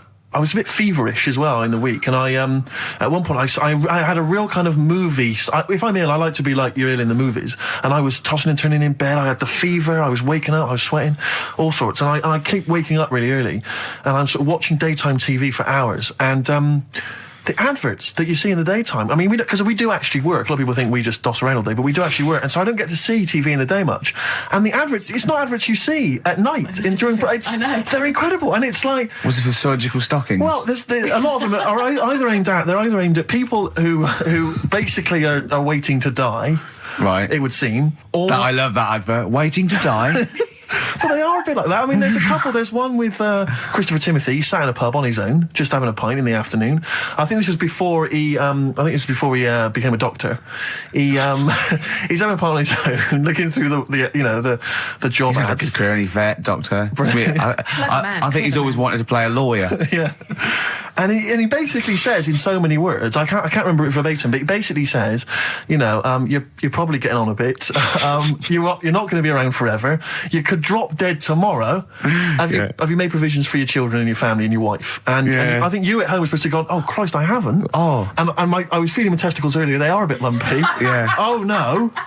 Or I had to bend down quite low to feel them. Exactly. So I am getting on a bit. Exactly. In fact, what I do now is pull them towards me and kick them up like Beckham with a ball. Yeah. And on the way back down, I have a quick feel. Yeah. Or when the kids come to visit. Yeah. And stop playing with Grandad's testicles. Where have you put them? Where have you put them? We've put them on the mountain. So, oh, you little devils, go on with you. Do you want a Werther's original? And that's another advert you see constantly, Werther's originals. So they've got those, and then they've got the adverts which I always love, which are adverts for any kind of Claims Direct or any of those things. It's just invariably there's a reconstruction of an accident that might have happened. Someone tripping over a paving slab. There's one which is particularly chilling of a guy who I think he's with his kid watching football, and he's thinking to himself, I bet he's looking, he's thinking, I wish I could join in. And it flashes back, and there he is up a ladder on a very shiny surface with no one supporting it, frankly. He's asking for trouble. Yeah. Frankly, I blame him. Yeah. And then it topples for no reason. I don't know why it topples. Right. Wind, let's say. Yeah. Whenever I see it, I always think... I hope he never walks again. Well, he falls off it. Did he smash his face in? Did he fall on a spike? Because if he's going to go up that ladder on a shiny surface with no one holding it, right? Did he fall? Did he crack? Did he fall backwards on his head? The little... Worse still, Gervais. Right, did he do the splits and crush his nuts? No. Worse than that, he made a considerable lump sum of cash thanks to the efforts of one of those claims companies. Eh? Oh no! All right. His negligence has seen him $3,000 richer. Steve, was there a yokel with a pitchfork looking up as he fell on it? Nothing. Oh, he fell off. I think he must have bruised his ankle or strained a ligament. That's not enough. That hasn't taught him anything. Well, it's not taught him a lesson. In fact, if anything, it has encouraged him to be more foolhardy in the future. Because if you're going to dish out $5,000 willy-nilly to these people, these lunatics, these oafs... These simpletons. Do you know one of my favourite adverts was the one in sort of the back of those glossy magazines you get given away, and there was always an old woman, and she'd fallen like in her front porch or whatever, and she was just reaching out, but she was too weak to reach the phone. So it was sort of like you carry a little button around with you that you press. Yeah. I love the idea of that. She looked so vulnerable. It was mine. But I always feel with those kind of those claims adverts that it's almost like saying, I'm not going to say it explicitly. Yeah. Here are some ideas for you. Yeah. You know, paving slabs. Yeah. Is there one near you? Yeah. Could you have a little trip? Exactly, yeah. If you've got a step ladder. Yeah. I'm not saying anything, but maybe read between the lines. The shiny floor. There is money to be made. Well, that's about it from us, isn't it? We got, to be honest, I didn't miss Karl at all. I didn't miss Karl. In fact, I felt we worked harder. We did a better show without him. I think he's dead wood. Well, I think that we should, tell him that we don't need him. If he turns up, it's fine. If not, you know what I mean? Yeah. Because that will wind him up. Oh, he'll be livid. If you could send, could you send Karl emails saying, to Ricky or something, because he gets all those, doesn't he? Or to Karl, saying the show was better without Karl. Yeah. Can you please do that for us? We'll tell him the truth. He'll hear it. He'll come back and hear it. So we know it's a wind up. But I just want to see his crushed little face Monday. Is if you can send as many emails as possible saying this show was better without Karl. Yeah. I will be grateful, and I promise I'll tell him the truth next week. Do you think I can do that for us? I think so. Is it karl.pilkington@xfm.co.uk? Yeah. And it's Karl with a K. Yeah, Karl with a K. And send some to me, because he'll read those next week as well. Yeah, Ricky.Gervais@xfm.co.uk. Yeah, just send some to me as well, and pass them on. Pass them on, yeah. And to the head of XFM. Oh, what's his one? Yeah. Because we won't get in trouble, because obviously Andrew's listening, so he know it's a joke. But Andrew.phillips@xfm.co.uk. In fact, could you send a load? Marketing manager Charlotte Susan at XFM. Yeah, Andrew.phillips@xfm.co.uk. Just saying, it's so much better without Karl, because it's got a bit self-indulgent. He just does his same old stuff about Auntie Nora farting, and it's not big and it's not clever, and the man's a fool. Yeah. So if you do something like that, make stuff up as well. Thanks very much. A couple of emails. Different people have visited various tourist attractions. Oh, yeah. Let me see who's this from. Not quite sure. But thanks very much indeed for it. So there's a link here. It's apparently in Devon. Barometer World. Brilliant. It's the world of barometers. It was established in 1979. And by one bloke who had a lot and thought, I can charge a quid for this, definitely. Here's the out of his own house, probably converted back scuttle. Exactly. Yeah, that's not a euphemism for a sexual act. But look at the webpage here, Rick. There's a picture of a beautiful barometer being held by a beautiful lady. Lovely. Who's definitely his daughter. Yes, definitely. Come on, Kathy. Oh, that. Dad, no. Come on. Undo your top a little bit. Dad, definitely made to do that. Yeah. Oh, that slight look of I hope no one I know sees. Yeah. Just check out Barometer World. Yeah. Barometer World. Yeah, that's available. If you want to check that out, www.barometerworld.com. That's now, all the barometers. Now, do they work? They're to do with checking, is it the air pressure? Well, everything. But I think that's what it's based on, isn't it? Sort of low and high pressure, so it's going to rain, it's not going to rain. Yeah. Or going to be windy, but I wonder how accurate they are. I think in the days before satellite sort of weather surveillance systems, probably essential. Yeah. Nowadays. As essential as hanging some seaweed out by the back door? Probably. I think it's probably similar. I think it's the same one as holding a needle and thread over a pregnant woman. If it goes clockwise, it'd be a boy. Yeah. Yeah. The thing about a barometer is how far into the future can it predict? Exactly. How do you know? If it's a case of you may as well stick your head out the window to see if it's raining. Exactly. This barometer goes, it's going to be windy and rainy. When? The barometer goes, soonish. Yeah. So I can't say, but it will, well, within the 7 days. I don't want to be specific because you'll have me. Yeah, yeah. I don't. But I mean, I'm just a barometer. I'm not really a weather person. Analyse the information. Yeah, brilliant. What's in there? What's happening in there? What chemicals are being affected? How does it work? I don't know. I assume it's probably something. Wait a minute, let me email Barometer World. What could it be? It could be quite interesting. It could be mercury that's based on a sort of temperature. It goes up with. Oh no, it's not temperature, is it, barometer? It's pressure. So it's probably just very fine. It's like a fine, very, very fine needle, isn't it? This is almost as embarrassing as last time we were on. We couldn't figure out what the name of the leader of China was. Was it the King of China? The Prince of China? Oh, this is when we were trying to imagine what it'd be like if all the Chinese people at once jumped up and down and made a big tidal wave. But if you do know what the name of the leader of China is, we don't mean the name of the particular person in charge, but if it's a king of China, the emperor of China, the chancellor of China, the prime minister of China, didn't it? No, that was Japan. Yeah, this is it. I don't know what's the big guy in charge. Is he still the chairman? I know Chairman Mao was important. I think he was just the chairman. I think he just governed all the big meetings. Yeah, I don't know. He just kept the minutes. Head Chinaman? Head Chinaman. The major Chinaman. The top Chinaman. Number one Chinaman. Do you know what? We're going to be honest here. We know so little about China. It's true. We know so little about China. Do you know the saying, don't let the cat out of the bag? Yeah.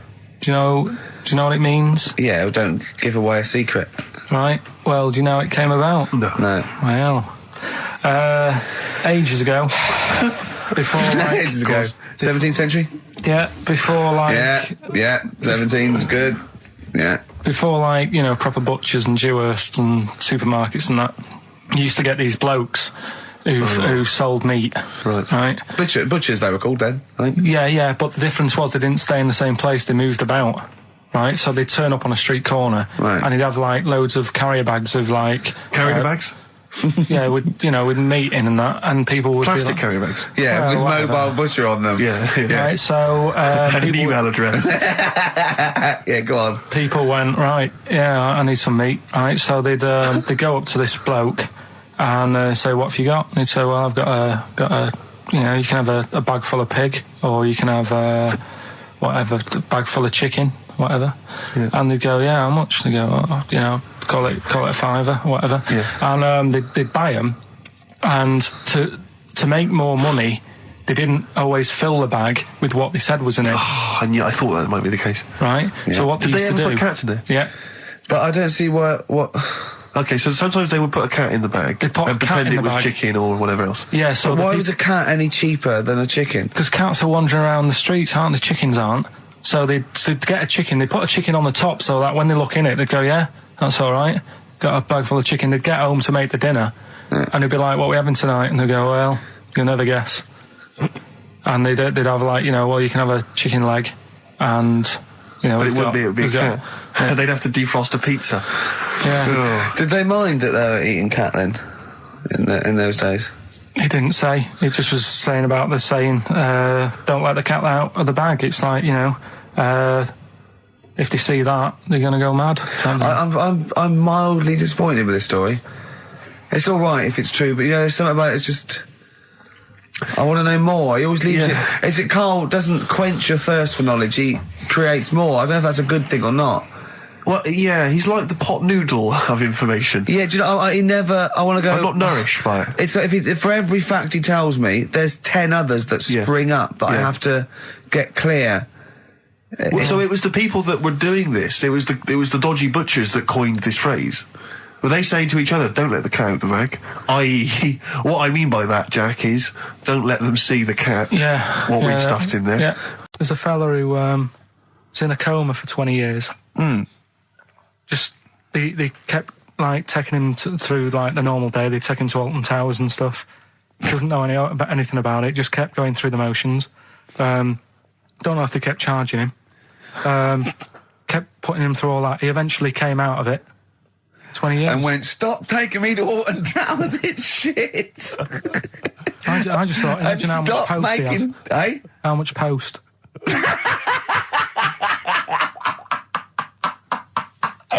Oh, Did you read about that guy in the paper, Karl? He, sorry, on the internet. He in about, I think it was about 1984, 85, he had a terrible car accident. But this must be it. He went into a coma. This must be what he's talking about. Well, they didn't take him to Alton Towers. Of course they didn't. but you've got to try and decipher the truth from the conjecture, from the thing that I mean, don't forget, Karl realises that he's had a dream. He talks to Susanna, goes, "That was good, wasn't it, last night we were in the plane?" She goes, "No, it's a dream." He goes, "Oh yeah, where's my cornflakes?" You got to, you know what I mean? I can now decipher what he's actually seen, what he's read. But go on, what did you... Well, I'm assuming it's the same guy. It is the same guy. It was a guy in some small American town, and he'd had a car crash, and he'd gone into a coma, and his wife had left him. She'd gone on with her life, because he'd been in a coma since then, and he had just woken up recently. Marriage wasn't working. Marriage wasn't working. He just wasn't paying enough attention. She was pregnant at the time, and so now his daughter is basically the same age as he was when he went into the coma. And he's just started coming around. He's just started making jokes. They said, "How do you feel?" He said, "Horny," which I thought was quite witty for a man who'd been in a coma for however many years. But anyway, so he's slowly trying to rebuild what life he can. That's what do you make of that, though? Because the thing is that he's missed. Imagine what he's missed, Carl. Imagine the music that he's missed. The Live TV Aid. programs. Missed Live Aid. Live Aid. He missed Phil Collins playing in 2 continents in one day. Which, frankly, I'd be devastated if I discovered that. Missed Bros. Yeah. Yeah, so he doesn't. So he put on ripped jeans and they go passe. They just have to send him a series of those I Love 1986 programs with Kate Thornton filling him in on what he's Exactly. Peter Kay reminding him of space operas. Yeah, he remembers those. Talking rubbish. Yeah. So extraordinary, though, isn't it, Carl? To think. No, obviously. So had he aged much? Because he hadn't had any problems or anything. No worries. Well, he probably wouldn't have. Physiologically, he probably wouldn't have the wear and tear of a 43-year-old man, because he wouldn't have sun, he wouldn't have had sort of nicotine, beer. Unless they were just feeding that to him. Anyway, still, yeah. So you'd feel groggy though, wouldn't you? Yeah, you might feel a bit groggy. Yeah. Well, he's not fully back to normal. I mean, there's some kind of residual brain damage. Yeah. But nevertheless, he can form sentences. He's got no real memory, so he can't remember a lot of things. It was just when I saw... Carl, have you been in an accident?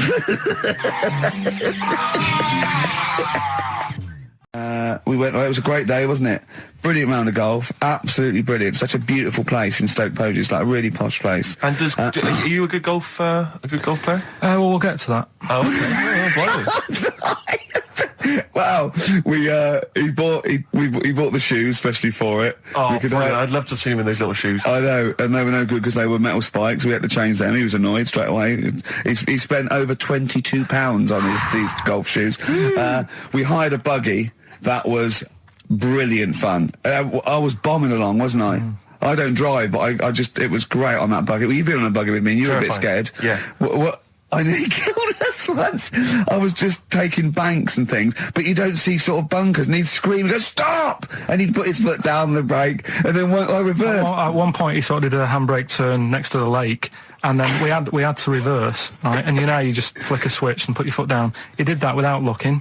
I look behind, there's a big oak tree there. He screams, "Watch the tree!" Right? He's so Dukes of Hazzard.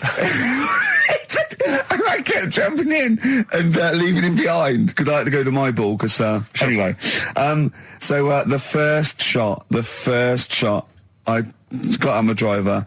I honestly did one of the best shots I've ever done. It went straight down. It was great. I thought, phew, got away with that because it's always the first one because it's a clubhouse and you want to look good. Yeah. So. He tees up, and I've been saying, buy some balls. He just got 6 balls. I was going, what if you lose me? I won't lose 6 balls, right? He tees up, right? Whacks it. It goes miles, like right angles, straight into these the woods, right? He turns around, he goes, go and buy some more balls. So I'm laughing because it's like impolite to laugh, but he broke the ice for me, and I was falling around. And then his second shot, I go, you're off a 3 now. If you take another shot, he went, oh, right. So it's his third shot. He puts the ball down. He hits the ground before it and misses the ball altogether. And I was on my back, wasn't I? Unbelievable. Actually rolling about on his back. I was rolling about, and we were terrible. I went round 107, he went round in like 119 or something. Sure. It was just rubbish. How long did it take? 5 hours. Of course. And there was no one around, luckily. But it was fantastic. So then we go and have our meal. What annoys me, I said, right, I'll go for a run. He went, I'll have a bath. I said, I'll see you at 7:45. At 7:55, I have to call him. He's not ready, so he's let me down there. I can't stand lateness or laziness. You hate lateness. Yeah, and he's let me down. Do you know his excuse? He fell asleep in the bath because there was no light bulb. There's no light bulb in the bathroom. So instantly he fell asleep, and he was late. No, do you know what I mean though, Steve? If you're sort of like nice and warm and what have you, I was tired anyway. I've been stressed out for 4.5 hours, right? My life flashed in front of me a few times in that buggy. So it's all sort of wears you down a bit. I thought, right, I've got a headache. You're going for your run. I'm going to have a bath. I walk in, put the light on. For some reason, it didn't come on, but I thought it's all right. I'll just. Doesn't matter. You can have a bath in the It's summer, so it's light anyway. Well, there's no windows in the bathroom, so... So you were in the darkness? So I'm in the darkness. I nod off because I'm shattered. He calls up, hassling me. So I said, well, it doesn't normally take that long for me because, I haven't got, like, long hair. I've got a dryer and so I can sort of one wipe. Yeah, he's already 10 minutes late, though, when I called. Well, 10 minutes. 10 wow, minutes. this is late, this next. Doesn't matter. Dinner wasn't until 1:15, so we had, like, another 20 minutes anyway, so it doesn't really matter. Yeah, but we said 1:45. So he's calling up, hurry up. So I said, yeah, all right. So I get out and dry and like my tackle and what have you. Calls back again 30 seconds later. No, I don't. No? I don't like You're that. not going to do that, no. Give it a wipe. 30 seconds later, come on. So I end up going downstairs to the meal area, naked, with a wet shirt on and wet socks. I've got headache as it is. Meant to be a relaxing weekend. So is there what's the best bit about the holiday? Come on, pretend you're Judith Chalmers. I have been doing. I would have done all. I would have said that. Don't bother. Right. I mean, the hotel was good. Yeah. That was all right. What was that like? It's all right. Just, clean. That's all you want, isn't it? See, that's not quite what Judith Chalmers does. She doesn't go, what's the hotel like? All right, yeah, clean, innit? All right. Well, what was it like? What was it? 3-star, 4-star? Did it have a swimming pool? What was the room like? Yeah, had a swimming pool and that. Yeah. Yeah, it's good. I think it was one of the better ones on the island. Okay. Nightlife? Wasn't really. And there was a bar, there was some bands playing. Yeah. Not very good. Food got a bit boring. Yeah. It was always the same food every night, but they sort of themed it and made out as if it was different. So, like, on Mexican night, it'd be chicken with a nacho on it. Right. And Chinese night, sort of chicken with a little prawn cracker on it and stuff. Sure. But that got a bit boring. That's me just turning on my phone, because I want to read to you a text that I got from Karl. I think you sort of sum up the holiday in this text, don't you? Do you remember it? I can't remember. Let's have a look. Let's have a little look. Instantly, what did Suzanne, your girlfriend, make of it? Similar view to you? That they should fill in the holes? Yeah, it's just that thing, you see, I went on a coach trip, right? And you go and see the volcanoes. Like I say, there's 36 of them. Yeah. Which, how many do you need? And when we're on the coach going round all these volcanoes, the fella on the front's going and look out your left window at the moment, and there's a volcano. And if you quickly look out at the right-hand side there, there's another one. Right. And on the left, he's just like, all right, we've seen it. Sure. Do you know what I mean? Yeah. And that trip, we'll talk about that trip in a bit. Right, this is the text I got from Karl, right? All right. Been up to a volcano. Been in some dead artist's house who built his house in the lava. They said they would show me science with volcanoes, but all they did was chuck some water in a hole and it shot up in the air. No dwarves in the canteen, no scousers here, but there is a Swede woman with a big head. She looks effing gormless with a cap on. That's me just turning on my phone, because I want to read to you a text that I got from Karl. I think you sort of sum up the holiday in this text, don't you? Do you remember it? I can't remember. Let's have a look. Let's have a little look. Instantly, what did Suzanne, your girlfriend, make of it? Similar view to you? That they should fill in the holes? Yeah, it's just that thing, you see, I went on a coach trip, right? And you go and see the volcanoes. Like I say, there's 36 of them. Yeah. Which, how many do you need? And when we're on the coach going round all these volcanoes, the fella on the front's going and look out your left window at the moment, and there's a volcano. And if you quickly look out at the right-hand side there, there's another one. Right. And on the left, he's just like, all right, we've seen it. Sure. Do you know what I mean? Yeah. And that trip, we'll talk about that trip in a bit. Right, this is the text I got from Karl, right? All right. Been up to a volcano. Been in some dead artist's house who built his house in the lava. They said they would show me science with volcanoes, but all they did was chuck some water in a hole and it shot up in the air. No dwarves in the canteen, no scousers here, but there is a Swede woman with a big head. She looks effing gormless with a cap on. Alright? So a little reference there to... A Swede woman? What's that mean? Do you mean Swedish? Yeah. Or she looked like a vegetable? No, the Swedish woman. But they've all got sort of quite big bill, aren't they? And I sent him a text. Oh well, it's just good to be on holiday because I'm working. He sent back. So am I. Just been watching Sky News. There is a school for monkeys who want to get a band together. Is that monkey news for later?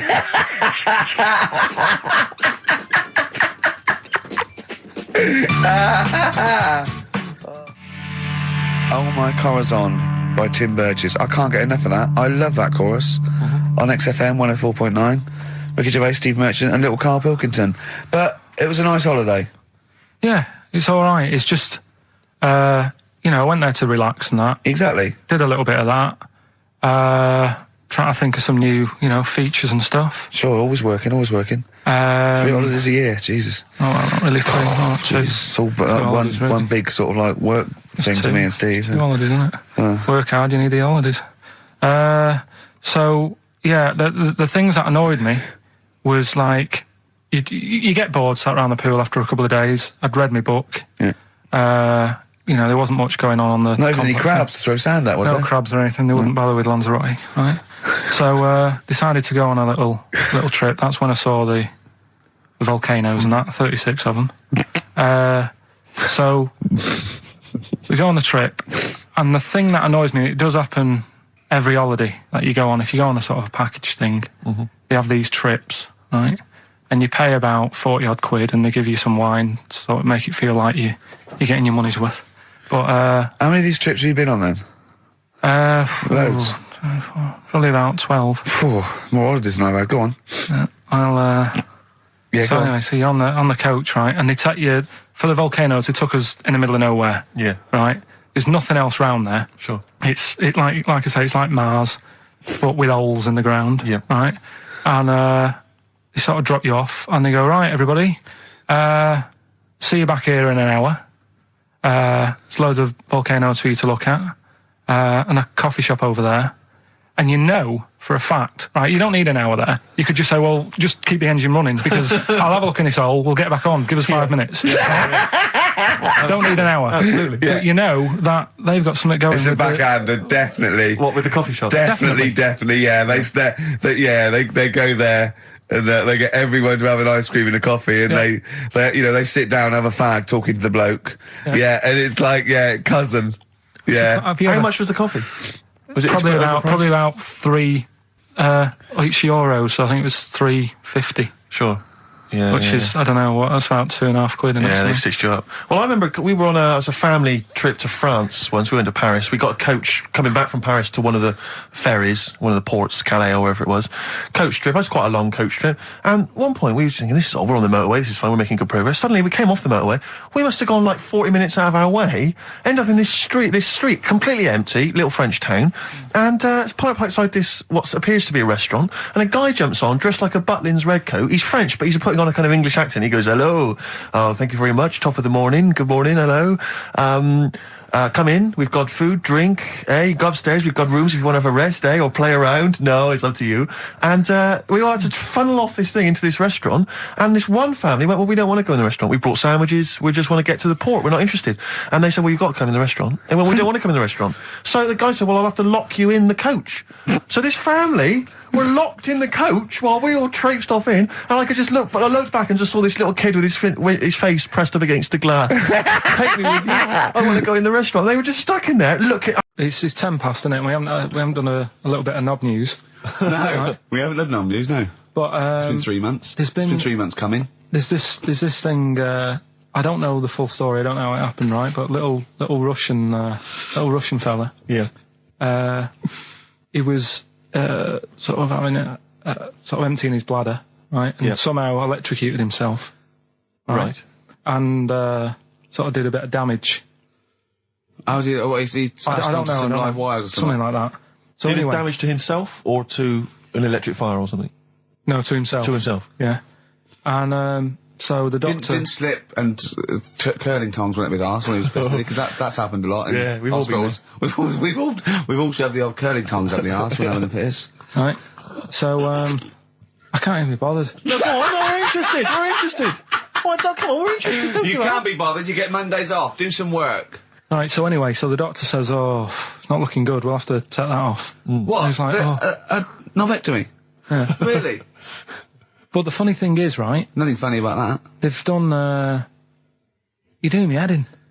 You're doing me Just head tell in the today. story. Just doing me head in. Well, you can chill out on Monday. I've only got 15 minutes, but I'm going to talk to you every Saturday. I'm going to get the money's worth out of this, because you get Mondays off. And I can't bear the fact someone's getting away with something like that, because it's terrible. So you're going to stick this out, or you're going to have to work Mondays. So take it on the chin, right? Okay. Just finish the story. Yes. I command you. Just do it. Anyway, so he said, you know, will you be able to sort me a little knob out? A prosthetic No, cock, yeah. Yeah. But they put him out for the operation. Yeah. He woke up. Yeah. Right, and he's thinking, oh, thank God that's over and done with. Yeah. They've only grown it on his arm. What are you talking about? You twat. Shut the you're an idiot. What do you mean they've grown it on his arm? Apparently, like, that's the way they do it. Oh, yeah, but to then put it on, that wasn't a mistake. It wasn't doctor going, did it go there? Some bloke I didn't do a degree. Are you a real doctor? Yeah, yeah. No, but why put it there? Because it's got to grow, it's got a graft there, so where they can control it. To skin tissue. But on your arm. Well, But they're going to your remove it back from or- the arm itself. What do you mean on the back? on your back. Somewhere, well, we can't wear a t-shirt.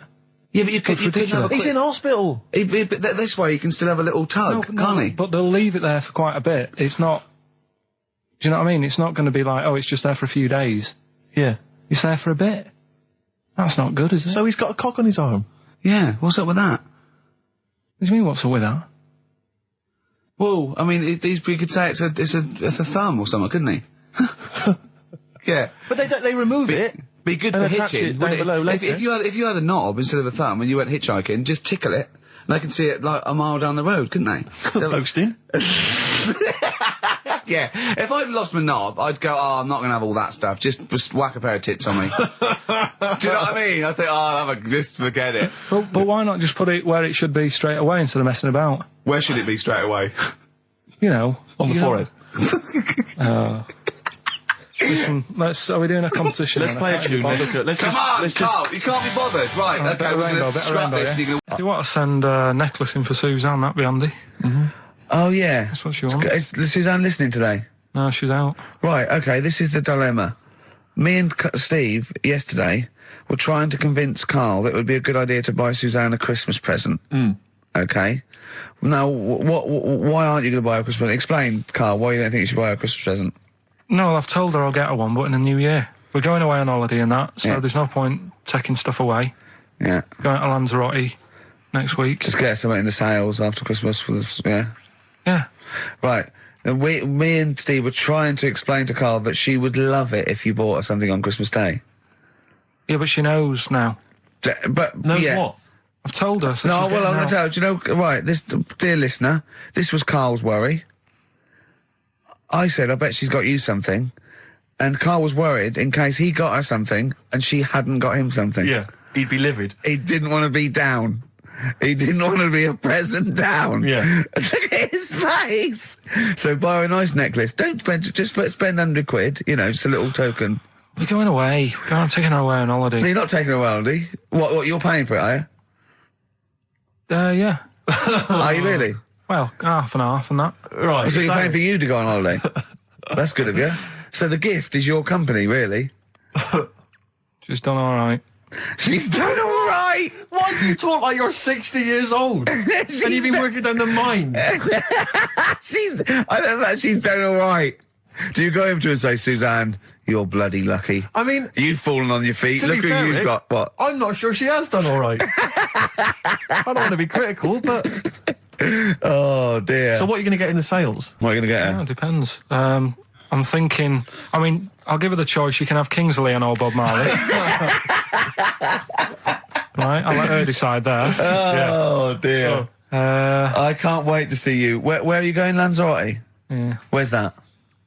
Don't know. Suzanne sorted it out. I said, Lanzarote, I said, is that Is that Africa or is it Spain or Portugal? Just thought you don't know. I went, we really don't know. I goes, well, what's the currency? He went, don't know. I said, Suzanne booked this one, did she? Yeah. I thought, where is it? Is Lanzarote African or foreign? Somewhere foreign. I was looking last night, and doesn't look that good. Like one of the highlights of the things it says you've got to do is go and have. Apparently, they've got restaurants in caves, and that's like one of the things they say you must do. So, if that's a highlight, do you know what I mean? Right. So I'll do that. Go and see what that's like. Yeah. When you're on the beach, Carl, do you wear the very, very tight Speedos? No. Do you walk around with them? Sort of longish shorts, t-shirt on, probably with a sort of a light shirt on top of that. Right, sure. So quite wrapped up then. Covered up. Do you wear a hat? Because obviously the bald head, there's risk of sunburn. No, I just put a bit of lotion on it. Lotion on there. Yeah. Just have a bit of a wander down the beach, have a look. Yeah. See if there's any old blokes with their tackle out and a backpack. A lot to look forward to, so Yeah. there you go. Yeah. Well, we're looking forward to finding out how you get on. Yeah, I'll let you And know. Interested to know what she gives you on Christmas Day. More scintillating chat after this next song. All right, bit of placebo. Yeah, love it. Special needs. Carl, I need the phone number of your girlfriend. Let me explain why. I was lucky enough, once again, to be on your quiz team this week. Ricky, Still to beat me. He's still to beat me with his team, yeah. Second I came. we the gang here and some friends, we sometimes go down to a pub quiz in the local area, and I was very nicely, I was invited by Carl to be on his team. Twice now I've been on that team. Ricky's always on another team. And what can I say, Carl? Do you mind me saying this now? Because I've analysed the team, and it's very much your team, and you've put the team together. You've recruited some excellent personnel. Your girlfriend's very, very good on the team, as is one of her work colleagues. And you normally bring in, someone like myself. I like to think I'm providing something with the entertainment section. I seem to remember last time I answered at least 6 or 7 questions that other people hadn't got. So I felt I provided something there. Carl, I rather like John Harvey Jones, who used to be called in to sort of troubleshoot companies. I see why you are not winning ever, and it's a rather pricey contest, isn't it? It costs a tenner to enter per person, and unless you get in the top 3, you're not going to get to see your money back. No. So I think you're going to maybe need to step down from the team, because Carl, I am not sure. You consider yourself a kind of player manager, but frankly, I'm not sure you're providing enough. Right. See, this is funny, because as bad as I imagine you are, I don't think Steve would make it into my team, so he's getting a bit cocky here. I want to know what your opinion of him, because he's told me he's great on it. Well, you bang out of order, first of all. Okay. Do you have a good night when you're with us? I tell you what, I wish I hadn't lost a tenner every time I've come down. That would have improved it. You point out there about the football analogy. Mm-hmm. Alex Ferguson, when did he score a goal? Right. He doesn't. He tells the others how to do it. Right? That's He my doesn't role. take up one of the 11, though, does he? No, exactly. It's not like you can only field 10. Yeah. Because we only got 10 again. I want to be in the 11. Exactly. He's not running around in midfield, falling over. Yeah, shouting, oh, what have I told you? Yeah. No. Right. I'll admit. And there's a limit of 5 players. We should explain that. That's the point. Yeah, there's only 5 players on the team. But it was pretty tricky on Tuesday, though, wasn't it? It was one of the tougher... Tell everyone the one question you got right. Something about... Well, tell us the answer. The 2 words you had to say to get the answer. Danny Minogue. Danny Minogue. That was what you provided, Danny Minogue. Is this valuable? Well, no, not really, because there was at least 2 of us who also knew the answer. Oh, well, we gave him. No, exactly. We gave it to Carl. We massaged his ego. Oh, but dear. I just feel Carl. Do you know what? I feel a bit bad now, because I just sort of either had a crushed face. Then. Can I just tell you right now? He just can't believe this. Can I just tell you right now? I think the problem is this. I think there's that precious 5th position that is not being filled at the moment, I think, consistently enough by a decent player, right? You've got a solid team. I'm thinking if you want to remain on the team, you are going to have to pull your finger out and find a 5th member that is going to provide, and I'll tell you where the weaknesses are. I can tell you right now, mate. The weaknesses are natural history and science. Something which Ricky Gervais is scoring on week in, week out on his team. There is a few. Now, if he was available for a transfer, we could be fine. But we've got to find someone to fill in that space. Otherwise, I'm either going to quit, or you're going to have to step down. Because I don't think I can be on a team where there is these obvious deficiencies. There are visible deficiencies. And, the £10. That's £10. I'm not made of money. toes. Yeah. I've sort of got hair all the way, but then it just runs out where it should be. On the top of your head. Top of your head. And is this part of the reason why you're always uncomfortable about, being nude or around naked people? Is that partly the reason, do you think, because you look so grotesque? Well, when I'm on holiday, I don't really like wandering about without a top on unless, it's a quiet beach or whatever. Sure. So what would you normally wear? Need. I just have a nice sort of light, summery, sort of linen shirt, maybe, just a few top buttons open. Yeah.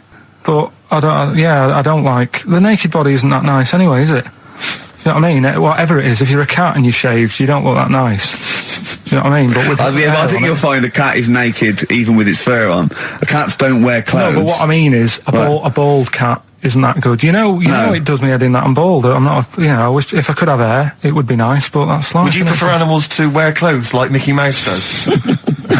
Or Goofy? You know that I don't like nudist and all that. We've done it. But don't you think sometimes you could sort of maybe fancify a little bit, if there was such a thing as an ape salon, and there isn't, Carl. There isn't, right? Would you give a orangutan a trim, maybe sort of his hair? Because some of those look like they're going bald, but they've got a comb over, they don't should they? just have a shave. When it's like that. That's what I did. Just take it back. And the underarms as well. Yeah, they've really got a lot of underarm hair. Even the women ones. Really? Yeah. That's disgusting. I know. I don't know. I don't even know why they breed. I don't know how they get they laid, some of those horrible old hairy ginger orangutans. Yeah, they are particularly grim, some of those. I know, yeah. The big ones. I know. Ginger ones. Yeah. They can't be happy, can they? What is that? Where did that happen, the ginger thing? Why do people give them, a hard time and that? Well, you just gave them a hard time then, so why did you do it? You were just buying in, were you, to people do sort of give... I don't understand why, but ginger people get quite a bit of stick, and I've never understood it. No, well, it's just, I don't know why. They do, though, don't they? I don't know, it might be historical, it might have been because... I'm sure they don't everywhere in the world. I'm sure it's probably... No, they are. They're always... I've said to you about even, ginger cats, they're always fat, because they're sort of sick of it, probably. Wait. Ginger cats, what do you mean? When you see a ginger cat... They've been eating, because they're upset, they're fed up and they've been bullied. You never see, a thin, happy ginger cat running about. It's always overweight and looking a bit fed up. It's just a good point, isn't it? I wouldn't say it's a good point, Carl. It's a point. So last week, the Chinese don't age well. Now, anything ginger, including cats, are sick of it. No, but I'm just saying... Are you ginger? Would you like to take issue with any of Carl's points? 83 XFM is the text. You can text us. Maybe you've seen a thin ginger cat. I'm not having a go, though. That's what I'm saying. I'm just saying it's weird how people give them a hard time. And it's if I could have hair, I'd go for ginger hair rather than being bald. Really? No. So let's take us back a few steps, Carl. What's the story? Right, so I did some research, right? Let's just recap again. There was a guy you read about who had his head chopped off. He was guillotined. Yeah. He had said to the people around him, I am going to blink once I've had my head cut off to show the brain that life can still... Or the brain can continue to work after death. Okay, so we queried that. So you weren't having any of it? Well, no, possibly for a few seconds till the oxygen stops being fed to the cells because the blood has drained away. But, nothing spectacular. So go on. Well, along the similar sort of lines, right? This is quite a few years ago. This fella sort of upset the royal family doing something. Right, so they said that this isn't good. It wasn't Ben Alton at that Jubilee thing, was it? I can't remember what it was. And they said, right, that was terrible. We're gonna cut your head off. You gotta show people you can't be doing what you've been doing. What was this? The 1970s? When you say a couple of years ago, you mean maybe sort of... Was it the olden days when the phones weren't very good? Ages ago. Yeah. Ages ago, sure. So yeah, fair enough. Yeah. So... Very philosophical. Yeah, imagine that when you wasn't here doing it. This was literally ages ago. Yeah, exactly. Yeah, Simon Sharma's History of Britain. Yeah. Oh, and even before that, which is yonks before, when it was all mental and different. Sorry, Carl, go on. So he's having his head cut off, and he's resigned to it. It's the day before. He's kind of got it into his head now that I'm not going to have my head much longer. Sure. So he said, let's make use of this. Yeah. He said, I wonder how long the body can stay alive without my head on it, right? So they were like, I don't know. So, Who were? so The jailers? whoever he was asking. These jailers with one eye. Yeah. Get out, pants. So he said, No, wait a minute, I've got an interesting scientific experiment, jailer. Well, Yeah. fair enough. What is it? So he said, what I want to do, right? He said, surely it's my last right. I'm going to be dead tomorrow. Sure. So let's He do a didn't test. draw it out this long, did he? Yeah, he said, let's test this out. He said, do us a favour. He said, it's my last day. What I want you to do is, you're going to cut my head off. Let's put a white line on the floor. Right. And see if, because there's no point asking how far he can sort of walk without an head if there isn't a line, because you don't know what to count. Do you know what I mean? If he loses his head and he's running around all over the place, you can't really count That's that. not impressive enough, yeah. So they said, let's make a white line. Sure. Yeah. Who said this? He did or they did? I think they started to join in with him and saying, well, let's make this a... Sure. You get it. Go on. So, They got Norris McWhirter down. The Guinness people. Oh. Yeah. so they said, let's get this white line. Yeah. And, Dedication's all you need. we'll do this tomorrow. And he said, all right, then, I'll see you in the morning. So we go- I'll see you in the morning. Night, sleep tight. Bye-bye. I love the fact that Carl knows exactly what was said. Oh, that's beautiful. Yeah, he doesn't know the story Yeah. or what order it is in or when But it he was. knows exactly what or was who said. said what, but he knows the intricacies. All right then, see you in the morning. Bye, little kissy. Oh, I'm not like that. Oh, you joker. Don't let the bed bugs fly. Yeah, anyway. So he gets up. Do you want a paper tomorrow? No, I'm alright. Go on. He gets up and they say, right, today's the day and that. And he said, well, I've got used to the idea. So here's a white line for you. Got used to the idea. Go on. So they go, right, you ready then? And he said, I go on. And they cut his head off. And the body walked 32 steps without a head. Wow. 32 steps. Incredible. And that's the lesson, really. Did it get as far as it walked along the white line, did it? Yeah, he stayed along the white line, did 32 steps, and then started to stumble a bit, and it just fell over. Yeah. But, it was a test that your body can still keep alive for a little bit Yeah. when you've lost your head. Absolute twaddle. Absolute twaddle. What do you reckon you can do then without an head? How many steps? Nothing. There'd be muscular spasm, right? Yeah. It would twitch a bit. It would, yeah. You could not distinctly take 32 steps. The body don't... Yeah. Is the doctor still on the line? Yeah. The fella that bought 6 parrots. Yeah. And, you could Incredible. have 32 steps. Right, so you A don't beheaded believe man that. doing a bit of line dancing. Right, you don't believe that, but something that you do believe that a cockroach can live a week without an head. It can. Slightly different kettle of fish there. Why? Wow, insect to human is what I'm thinking. Yeah, that but- difference. There's not that much difference in Well, of some course there insects. Do you know that a snake has a heart and lungs and kidneys and stuff? Go on. No, well, I'm just saying. So? You're making out as if like they're a totally different being. Species. I am making that up. I mean, call me old-fashioned. Do you know what you're talking about? I don't want you embarrassing yourself, Rick. Yeah, I am suggesting they're totally different beings. Yeah, that is. Yeah.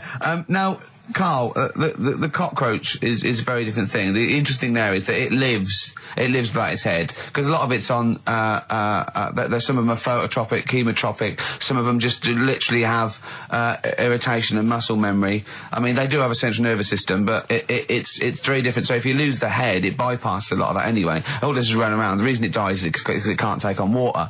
But it's very different to a man, right, having consciousness and then losing that, and the body's still going, no, I think I remember what I was going to do here. Yeah, so I'm going to walk carefully along the walk white line. 32 steps along this white line. Imagine you just looking down going, oh, missed a bit. Yeah. Maybe the head was in the corner going, left, Yeah. left, left. Oh, he's now, Well, let's just put it out. I mean, if anyone listening has maybe had a relative beheaded, maybe in a horrendous car accident, but they got up, maybe they went for a walk, they had a little chat before Oh, they passed dear, on. Carl. Get in touch. Carl, you are my favourite being. You are my favourite species. Now, you, Carl, may not be particularly different genetically from a cockroach. You are. Why can generally cockroaches speaking. do that? Why whoever made them went? Let's play a record. Do you know what? When I told him this fact, I send him little facts on text messages just to inflame his, interest. I just sent him a cockroach can live 9 days without its head. He texted back, "What's the point of that?" Yeah. What's the point of They're that? not doing experiments, these cockroaches. It's a boring last week to have.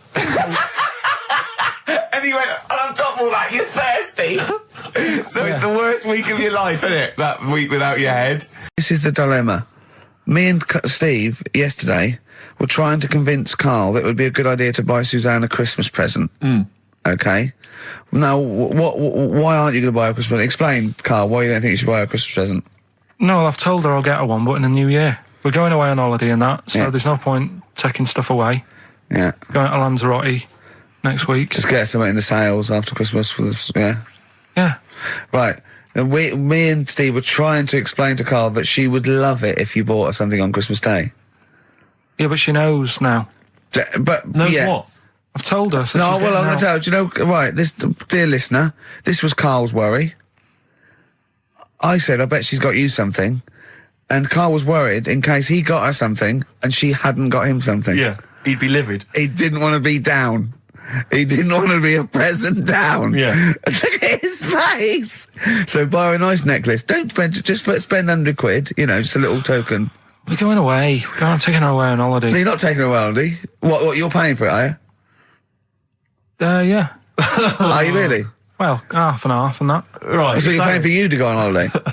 That's good of you. So the gift is your company, really? She's done all right. She's done all right. Why do you talk like you're 60 years old? And you've been working down the mines? I don't know, she's done all right. Do you go over to her and say, Suzanne, you're bloody lucky. I mean, You've fallen on your feet. to Look be who fair, you've Rick, got. What? I'm not sure she has done all right. I don't want to be critical, but... Oh, dear. So what are you going to get in the sales? What are you going to get Yeah, her? it depends. I'm thinking, I mean, I'll give her the choice. She can have Kingsley and old Bob Marley.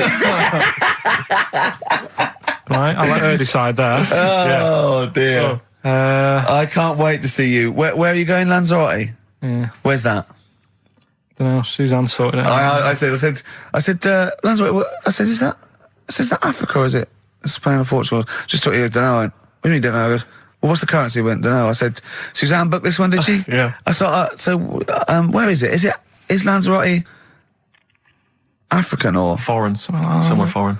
I was looking last night, and doesn't look that good. There was like one of the highlights of the things it says you've got to do is go and have. Apparently, they've got restaurants in caves. I don't know if there's a jingle for that, maybe. Oh, you nearly had me eye out. Knob news. Knob news, excellent. This is an extraordinary story. A woman tried to sue her bosses for £210,000 after finding a cooked penis in a canteen stew. Hospital cleaner Sophie, something, I can't quite pronounce that name, was eating goulash for lunch and could not cut one of the lumps of meat. Oh, you can see where it's going. I've got so many questions already. I know. She picked it up and tried to chew it, but it was too tough. Then she inspected it with workmates, who all agreed it was a penis. Imagine that discussion. Yeah. Miss McLata said she vomited for the rest of the day, instantly became a vegetarian, and had to have psychiatric help. It's not known whether the organ was from a human. The case continues. Well, it can be found out, so that's one thing. Obviously, the doctors aren't confused. They're not going, I don't know, I've never seen one like it. Yeah. Also, why is she eating goulash? I know. I mean, that's my first question. Why? Yeah. Lunch. Oh, what do you want? I don't know, I fancy some goulash. Yeah. Oh, some gooly lash. Goulash Thanks very like much it. indeed. Lancashire cockpot Oh, is on the menu. Brilliant. Only £5.50. Wangers and mash. I'd love some wangers and mash, please. Cock o' van. Cock o' van. It's already done for There's you. there's wangers and mash, cock o' van, Lancashire cockpot. You know. That's just off the top of our brains. Yeah. So, if So you've got if any you of your wanna- own, keep them to yourself. We're not interested. What do you make of that knob news? And it's in a hospital. Oh, yes, it it was. could- No, hospital cleaner. You're right. Hospital Oh, cleaner. God. I know how your mind's thinking already. There's been a mix-up. What kind of mix-up? I love that. What, some bloke's gone in, some lesbian's gone in, wanted a sex change. She's got a carrot for a cock. Bit of stewing steak. Stewing steak. So, would you like to start on your, to Steve, because I've heard all these. Well, we won't do them all. We'll start off with the Mr. Freeze. Tell Steve the story of Mr. Freeze. This is the first time he nearly died. This is the most serious of the lot, really. So, what it was, do you know, like, don't know if your mum and dad did the same thing, but like they do the weekly shopping on like a Friday. Yeah. So when you got to Thursday, there wouldn't be much stuff left in the cupboard. It'd just be like, you know, your Jacob's crackers and stuff like that. So when they'd been to the supermarket and they came back, I was like, you know, what's that saying? Like a pig in. You know, I loved it. It was like loads of food coming in, loads of biscuits. What is that saying? He nearly said pig in shit. Right. Is that the saying? Yeah. Right. So yeah, all this food comes in. Thank God he didn't. Otherwise he'd have been in trouble. That's true enough. Because he's culpable for our actions because Exactly. he's the producer. So technically, that twat's in charge. Go on. Right. So anyway, so there's loads of food, and I'm like, oh yeah, look at this, and chocolate biscuits, and you know, penguins and stuff. Bacon. And bacon. Just in case, you never know. So anyway, my mum and dad's putting the food away. Me and our kid are like, he's already grabbed something, gone back upstairs. It's like feral children. it's like a quest for fire. And then they run upstairs. What did he just sit under the bed, gnawing at some sort of pig's trotter? So I saw, do you remember Mr. Freeze Pops? I do, yeah. So they're kind of like popsicles, icicles. Yeah, but really long, like a foot long, right? Yeah. So I thought, I'll have one of them. So I grabbed it. Went for the nutritious stuff first. Absolutely. And like my mum and dad are putting this stuff away and what have you. And I rip it open and knock it back, right? Straight away, just right back like Swallow that. it straight right away, down But it went down the wrong way, right? So What's down your shirt? So I was like, oh God, I can't breathe. And my mum and dad didn't even know what I'd ate. Do you know what I mean? I ate it so quick. Yeah. And I'm sort of tapping my mum on the back, going, and she's going, oh God, you know, he's choking again, because I was always choking. If it was one thing, I don't know if I've got like a small throat, but I mean, even Ricky knows I can't drink that much, can I? Yeah. Do you know, or eat pebbles. I'm not a quick drinker. I'd always, I think I'm scared of like swallowing stuff. Yeah. And it was like bottle tops and mint imperials and stuff. I was always choking on stuff. Oh, jeez. So anyway, she's going, oh God, what's he picked up on it now? Drop it. So- hit his nose with a stick. So I was going, oh, I'm choking. At this point, my dad had I think he'd put his share away, you know, his food away, and he'd gone. His share. I love it. Yeah. He'd gone to watch like Winner Takes All or whatever in a lounge, and I was in the kitchen, and I was starting to I didn't care anymore. Do you know what I mean? I just got to that point where I wasn't struggling anymore. You just thought, I'm done. I just was like falling to the ground. And my mum's going, you know, get in here, I think it's serious. And my dad comes in and sort of starts shouting at me, saying that's what you get for being greedy. He didn't even know what I'd eaten. Well, it was the moment to teach you a lesson, certainly. So he's there like that, and my mum's going, oh, look at him. And my lips were going purple, and my eyes were rolling into the back of my head. You look like Marilyn Manson. And so anyway, she grabbed me from behind and did that fireman thing. The Heimlich manoeuvre. Yeah. And, you know, winded me. And it came up, and I was all right. What, the whole popsicle came flying back out? You see, that's what I don't understand, because there was nothing there. No, just a little bit. No, it swells up, doesn't it? Because it irritated it, so it went down your sort of like your epiglottis. It went down the wrong way, like it went into your air canal instead of your throat, and it sort of spasms, and that's the. So there's some people dressed up on TV. They were dressed up as the characters. They had their sort of costumes. There was a guy I went to university with. I don't want to mention his name. Went into his room once. He's into that sort of thing. He showed me in his wardrobe. He had a full-size Star Trek outfit that his mum had made for him. His mum had made for him. But I wanted to say, well, A, you've taken it to university, but B, when are you going to wear that? Yeah. When are you ever in the mood to wear that? Well, you know, you never know when. You know, like on Apollo 13, wasn't it? When someone had measles or someone else got in. Sure. So you might go, oh, I can't believe it. Yeah. Can't believe it. The Enterprise, Uhuru can't make it. But it's the idea of that being, you know, I'm not one to speak, but it's that idea of that sort of being attractive to women. Because that's presumably generally when you're at university, when you're 18, 19, that's the reason you wear those kind of clothes, is to try and make a bond with someone, isn't it? Try and establish some kind of connection. Yeah. Saw a guy walking down the street the other day, must have been 18, 19, wearing, on his T-shirt, it just had a picture, and the words, Star Wars Phantom Menace. He probably like. But it's just the idea of a girl going, yeah, well, I like that film as well. Yeah. Because it's supposed to be kind of kooky and eclectic T-shirts, aren't they, normally? They're supposed to be a bit sort of radical and a bit offbeat. My favourite, though, are, I love fat goths. Yes. I really love fat Who are still goths. persevering with it, even into their 30s? I like fat young ones. I love fat 18-year-old goths. I really like them. They're one of my favourites. And I like 42-year-old goths. Yeah. Who, they're losing all their hair. They're just growing at the back. but, you know, I don't know what jobs they do, but their main hobby is looking like Nosferatu and wearing lots of silverware. That's one of my favourites. I think I mentioned to you before, I saw a girl on the tube, she had a bag, and she was quite gothy. She had a bag, and it sort of had like a Barbie's head kind of sort of defaced hanging from there, and loads of badges and tassels and little motifs and odd things, and she decorated the bag. And then had sort of things like, you know, legalise cannabis and ban the bomb, you know, and stop the war. Yeah. And I just wanted to grab her and say, you doing much about the war, or are you working mainly on the bag? Yeah, you spent most of the year you're filling in the embroidering. petitions, are you doing the marches, collecting or is it largely badges. the bag you're focused on? Oh dear. I'll tell you another thing, that a fashion mistake that always offends me whenever I see it, is an Englishman of any age wearing cowboy boots.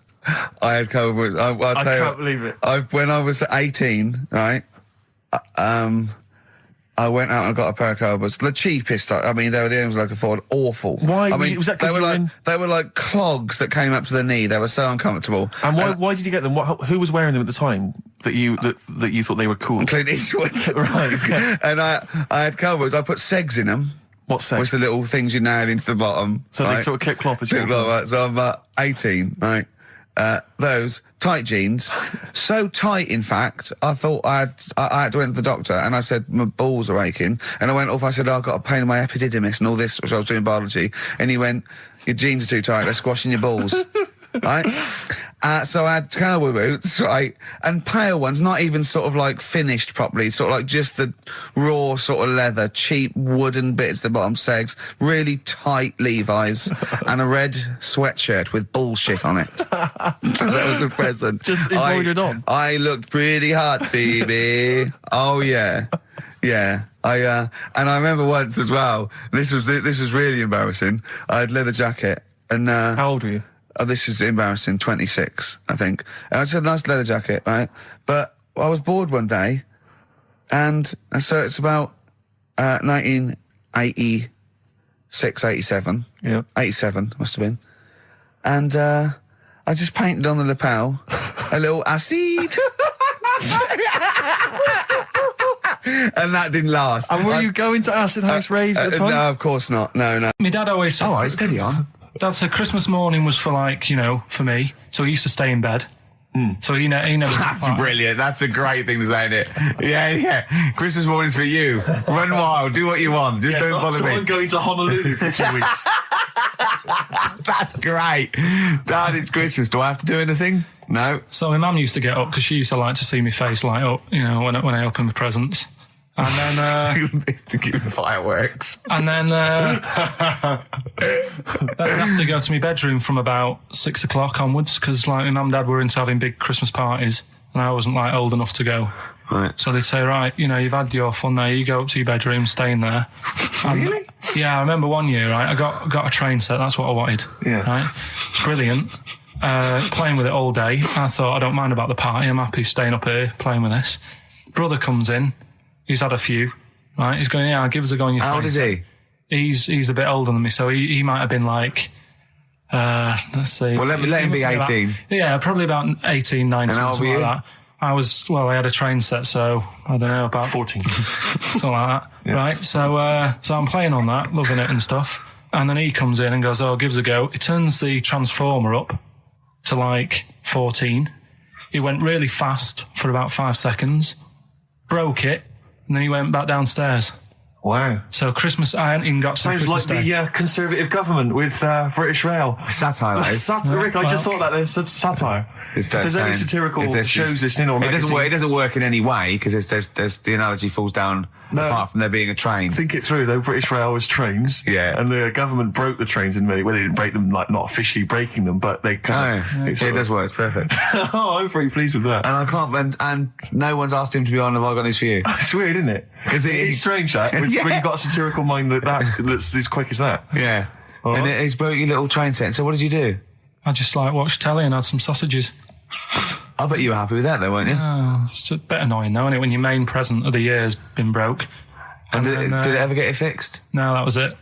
Put away. I'm intrigued why your parents wouldn't let you come and join in the festive fun. Was it like really debauched down there? Was it like eggnog everywhere? Well, no, but I mean, that's fair enough. 6 is a little bit early, but I just think, you know, if you're a kid, you know, he had his fun, put him to bed at 8 maybe. And Do you think so on Christmas Day? I thought that was a day for family. Well, not if there's a party going on. And Well, don't have the party on the Christmas Day. Well, that's another option. Yeah. Your parents are weird, aren't they? A strange breed. Well, I think that was the year, right? You're talking about buying presents and stuff. I think I did treat my mum to... I didn't buy my dad anything. I think that was like when I got a bit older, I used to get my dad something because he wasn't that bothered anyway. No. So, got my mum, there was a cheap shop, right? Of course. Thank God for that. Called Snips. Right? So I went in there and I thought, let's see what I can get her. And remember Victoria Plum? I don't think so. Well, it's like a fairy character. Right. Right. I mean, mum's into gnomes and stuff, right? So I thought, right. She must be pleased with you, then. Victoria Plum. I was thinking, is that one of the neighbours? Is it like a brandy Do you liqueur? remember Victoria Plum? Victoria Plum. Victoria Plum, yeah, it's like a little fictional sort of character, right? Okay. So I saw it, I thought, yeah, she'll love that, right?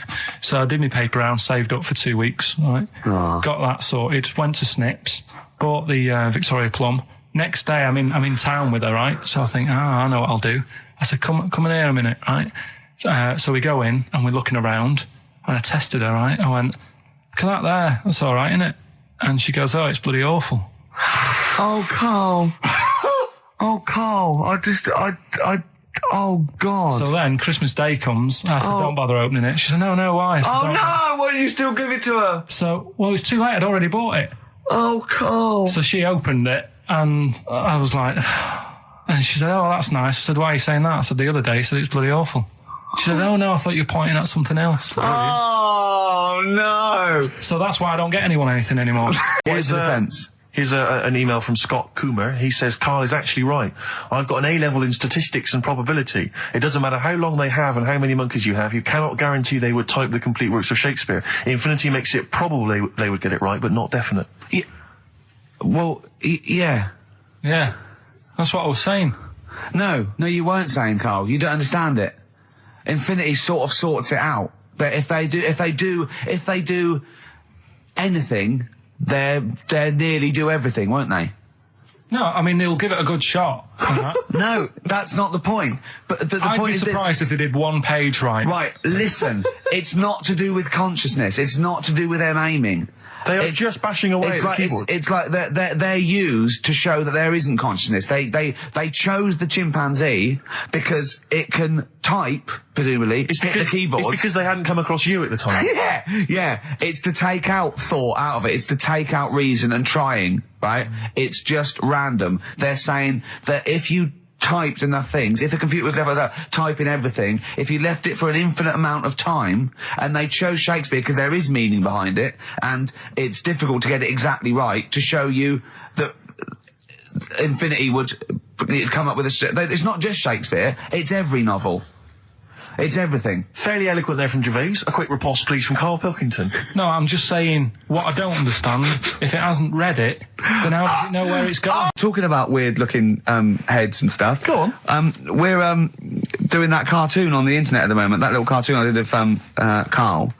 And the bid's up to... Hang on, sorry, that doesn't make any sense to people that don't know what you're talking about. Oh, I did a little cartoon of Carl. And because he doesn't like his picture in the paper, when people request a picture of us, he started sending that off, and it's in Heat, and it's going to be in Jack, and they put it on the internet, and they're bidding for it, aren't they? Yeah, it's at 200 quid. That's ridiculous, that's isn't crazy. it? That's so crazy. what I thought was, we've got to frame it, Carl. We've got to put the copy of Heat in or something. You'll have to the winning show, the show that they win on. You'll have to do a copy of that. So you know what I mean? They get something for their money. I think I'm mildly embarrassed. So it's for good cause and everything. But didn't someone say 250 if they can come in and watch the show? Yeah. We can't do that. We don't allow people. But what I thought was, what about the winner gets to come in and squeeze your head? So they get in for just 2 minutes. We present them with it. No, Yeah. No. What do you mean no? I'm not having strangers charity. coming in squeezing my head. What? You think it's for charity? It's for charity, Carl. Come on, mate. What are you like? I don't care. I'm not doing that. They're I not think gonna- even an ill person would say, no, it's all right, I'm not that ill. What do you mean? You don't have to have your head squoze for us. Squoze. Squoze. You don't have to have your head squoze. All right, let's move on. Carl, So how was are they your big holiday? then? How will they know they won? xfm.co.uk/Ricky. You can see the picture on there. If you're interested, if you think it's worth more than 200 and you got some money, then you send an email in saying I'll give you, 220 quid or something. But are you not going to let them squeeze your head? So we get someone here, the art department here, we'll frame it up. I'll put a little note of, like, authenticity, yeah. Brilliant. A picture of us. Can I have a real picture of you? A little Imagine behind the David scenes. Dickinson examining that in a couple of years' time. This is as cheap as chips. You can sue him then, because he ripped off your phrase a little bit. The one that we didn't get round to on Educating Ricky was, I'll be no buying one of them. Go on. Are you familiar with the saying white elephant? Something is a white elephant. I don't think so. Hold on. You phoned me last night and said, what does white elephant mean? And I told you. Yeah, I know, but I know where it came from, but I just was wondering what it was about. So how, in what way is Educating Ricky you calling me up and asking me something? Well, do you know how it came about? You've given away some of the secrets of the show there, it would appear. I didn't realise he was phoning you for information. Well, he just asked me what the term white elephant meant in sort of like colloquial. Did he say, why are you interested, Carl? No reason. No, go on. Well, what it is, ages ago when... So what do we understand white elephant to mean? Well, some of that's useless, that's like a bit of a, something that you wouldn't want around that's just stood there doing nothing. Yeah. I'm looking at you, Carl. So years ago, when people used to use elephants... Years ago, go on. When people used to use elephants? Yeah, more than they do now. Right. More than they do now! This doesn't involve a midget, does it? No. So, you know, they'd use them in the workplace and stuff. Sure, sort of, as factories. Sort of, yeah. To move stuff around and that. Yeah, security guards. Yeah. Can't trust them with the buns, though. That's why they stopped using them. Oh, Right. God, go on. So there was loads of elephants knocking about, and the thing is, right, you couldn't move from. if you have a lot of something, you also have a lot of demic ones, don't you? A lot of what? You know, sort of demicky ones that aren't right, really. Demicky? Well, you know, like, they weren't properly. They weren't properly. They weren't Sorry, demicky or Carl? properly. What are you doing? Right, I'm getting to the story. So what I'm telling you is... They were a bit demicky, so they weren't Basically, properly. Have you started making words up? Right. Yeah, you Stanley Unwin. Listen. Reincarnated. Demicky? Yeah. There was a lot of albino elephants knocking about. Okay. Where is this? Olden times. Africa. Yes! Should we say Africa? Yeah. Yeah. If an answer's got a question mark at the end, I'm not sure. It's either Africa or India, but I'll give you a clue. Well, these elephants, do they have big ears or little ears? I didn't sort of notice the size of the elephants. What I noticed is they were white because they were albino elephants. Okay. Right? So that's why they're heading, I'll be no buying one of them. Okay. Right. So what would happen is people who didn't know what they were doing, like, you know, you get people making a mistake buying cars that are full of problems and that. Back then when people were buying elephants, they'd go up to someone, say, I'm after an elephant, and the fellow would say, yeah, I've got one here for you, This is a nice one. And it was all white and stuff, and it had, like, blue eyes. You should never trust a used elephant salesman. This elephant that's white with blue eyes. Right, so, this is great. So a fellow who didn't know what he was doing would buy the elephant and he'd get it back and it'd be all sort of lazy and stuff and we're doing the stuff. And he'd say, what's up with this? And his mate, who's a bit of an expert with elephants, and go, oh, where have you bought that from? And he'd say, oh, I got it off that fella. And he goes, oh... All this embellishing nonsense he does with the story. You shouldn't have bought that. So he goes, why? And he says, it's only albino, isn't it? And he's like, what does that mean? And he said, oh, it gets tired. Yeah. It's not that good at doing work and that. You shouldn't have bought it. It steals from you. But elephants back then were like a god. You know what I mean? Right. You couldn't say, oh, I'm sick of this and I'm going to abandon it or anything, because elephants were seen as like pretty high up on the chain of things. So they'd end up being stuck with an elephant, that's an albino, couldn't do much, gets tired, basically gets in the way. So they said, that's where they're saying, like, you know, but a bit of a white elephant there. What do you reckon, Rick? I feel like I haven't been educated. I feel like I've lost something. So at that time in my life that I can never get back. I feel like I've sort of been soiled and I don't know where to start. I'm angry. Do you know what I mean? I'm angry. Sure, yeah, I can see that. And all that rubbish around. Look at his little face. Well, what was that, all that shit about a second-hand elephant salesman and his mate knew about elephants? What is it? What are they had blue eyes. What are you? Well, albinos have red eyes for a start. Well, that's it. We've run out of time. Oh, again. what? What are you going to do about this next week? Are you going to actually do some educating next week? And what about Rockbusters? Are you going to make the clues proper cryptic clues? Well, that's the teaser, isn't it? That's what we'll leave them with.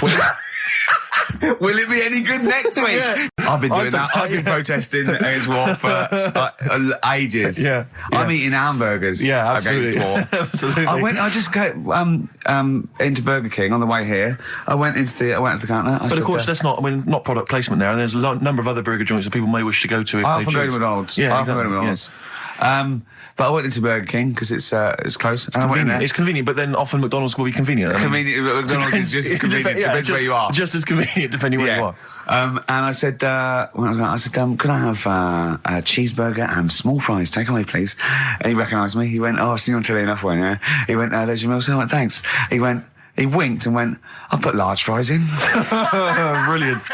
So that's so it's paying off at last. True genius is being rewarded But I'm by just the intrigued to burger know joints. because I mean, there's been a couple of times where I've been with you, and we've gone in a restaurant and someone's given you a free meal or whatever. I It's the know. way that it's like you don't ask for it; it's No. just kind of offered. But I don't know what they're expecting in return. Nothing. I mean, do they Nothing. think that you'll go away and you'll always think fondly of Chad, who works in Burger King? I just think they think, oh, I don't know, they make I'm like going to give him a little treat. Yeah, I know. I don't like it, but then I'm always grateful, and I never. Yeah. But the thing is, I'm slightly embarrassed. Did but- anyone around you hear what had happened? No. Because I imagine the resentment, just the whole room No, turning they on didn't. you. I had to go around telling them. Yeah, yeah. When I said, "Excuse me, did you hear that?" He goes, "No." I go, he just gave me the free thing because I'm on the telly. And I went, Yeah. "I don't recognise." I went, "You don't recognise me?" I'm terrified now that that someone could be listening at Burger King HQ. You know, I'm that assuming little this fella- is an unorthodox procedure. and you that know. little fella's got fired. Well, we know they know it's Leicester Square now because I just mentioned it, so they know which Burger King it is. Oh my God. I don't know. What was his name? Ralph Littleton. He had a name badge. Yeah. Number 342. Well, I just hope Littleton doesn't get in trouble. So, what are we going to play That could be a first? sad Christmas for him. He's probably keeping his whole family afloat. We've had a lot of emails saying, could you bring back White Van Karl? Oh, yeah. Which is that section of the show where we ask the questions that the Sun asks Someone various else. random punters Yeah. of Karl. But sadly, recently, they've got very politicised and very kind of, basically a little bit depressing. So there's not really anything appropriate. But I have trawled the papers looking for other questions posed in other sections of the Sun. Good idea. I was just looking here at the Dear Deirdre section, which is the sort of problem page. I don't know what your views are on I'd this. love to see Karl. Oh God, can we get him a job? As a Just Megan ask. Oh my God, that would be amazing. Right? Well, here's one. I'd like to see your view on this, Karl. I'm a happily married 42-year-old woman with 4 kids, yet I've developed a huge crush on pop star Darius Dinesh. Yeah. It sent my hormone levels through the roof, and Yeah. last night I woke my husband up at 4 a.m. for sex. We've been married for 20 years and he can't believe his luck. Recently I've been having... I want to go to I'll stop you there. Why are you telling me? Right, carry on. Sorry. Recently, I've been having erotic thoughts about Darius morning, noon and night. Yeah. I haven't felt like this since I was a teenager and mad about Donny Osmond. My husband is amazed at the change in me. We had sex twice last night and again this morning. Again, why are you telling me this? Yeah, go on. He's just boasting. This is not a problem. It's not a problem. What's here. the problem? No problem. Just wanted to tell someone. Thanks very much. I watched Darius on TV last night, and when my husband came home, I dragged him into the kitchen and we made mad, passionate love. Right, they did it then, twice last night, once this morning. That's 4 times. 5 times she's mentioned it so far. Yeah. She's doing all right. My husband, this is a great bit. My husband thinks it might be his new moustache. Or that I'm going through the menopause, but I You know were thinking different. of growing a moustache? I was Just to thinking think of of growing a changing moustache. luck with the ladies? I love the idea. That's what he thinks it is. He's telling his mates in the pub. You should gone grow mad with to me. these. Grow The old with Tom these, right? Selleck. 5 times in the last 24 hours. Hooray for sexy Darius. So, what do you make of that then? What are your views on that? Hold on, though. If that bloke is reading that paper, that narrows it down It's a gotta bit. be, yeah. Who else did he know? His wife likes Darius. He's had sex 5 times that night, and he grew a new moustache. He's thinking, I wonder if that's me. Maureen. Yeah, go on. But what's your concern? Because I'll tell you what her problem is. She's worried that, the reason that she's now kind of overly excited and she's having this great sex with her husband is because she's actually fantasising about someone completely different, younger. She's having these wayward thoughts, isn't she? She's a bit concerned about that. What's your concern? What are your thoughts? I reckon she's going to start shoplifting soon and coming out in hot flushes. Go on. Just, they're both happy, aren't they? He's getting what he wants. She's happy. I'd say, yeah, whatever, get on with it. Do you think that she should confess? She wants to be honest with him. I wouldn't, because not that many fellas like Darius. Right. So if you're sort of thinking, oh, she'd rather have him than me, I don't What do you think Darius would think of this? He'd probably be happy with that. I mean, What would you do if you got loads of phone calls, right, from women going, Karl, whenever you're on the radio, I just have to do it. I just have to do it. Your voice makes me... I'd say, all right, well, you know, it's all right. I'd be happy with that. Would you? Yeah. I mean, just in case anyone is doing that. What would you do to sort of like egg them on a little bit to help them out? What do you think? What sexy things would you say? What do you think is your quality? What do you think people would find, you know, pretty horny about you?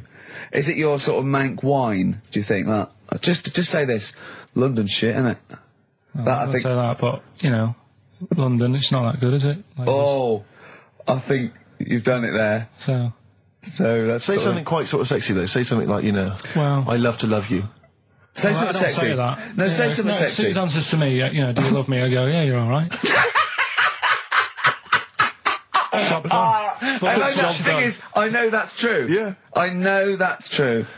That's brilliant. But because one of the things that Deirdre says is that she's wondering if this marriage is going a little bit stale and needs to be freshened up. They need to give a new spice, a new spin to the marriage. What would you do? What advice would you give to spice up, you know, something that they've been married for quite some time? Get him. I think get Darius, all Darius things. Get David Snedden's new video on the telly. What do you reckon, though, Karl? Just treat them. Do you know what I mean? Just surprise them now and again with stuff. That's what I do. It's what you got those condoms, didn't you? That you got two. So hang on, what? You've never done that? What? You've surprised Suzanne with what?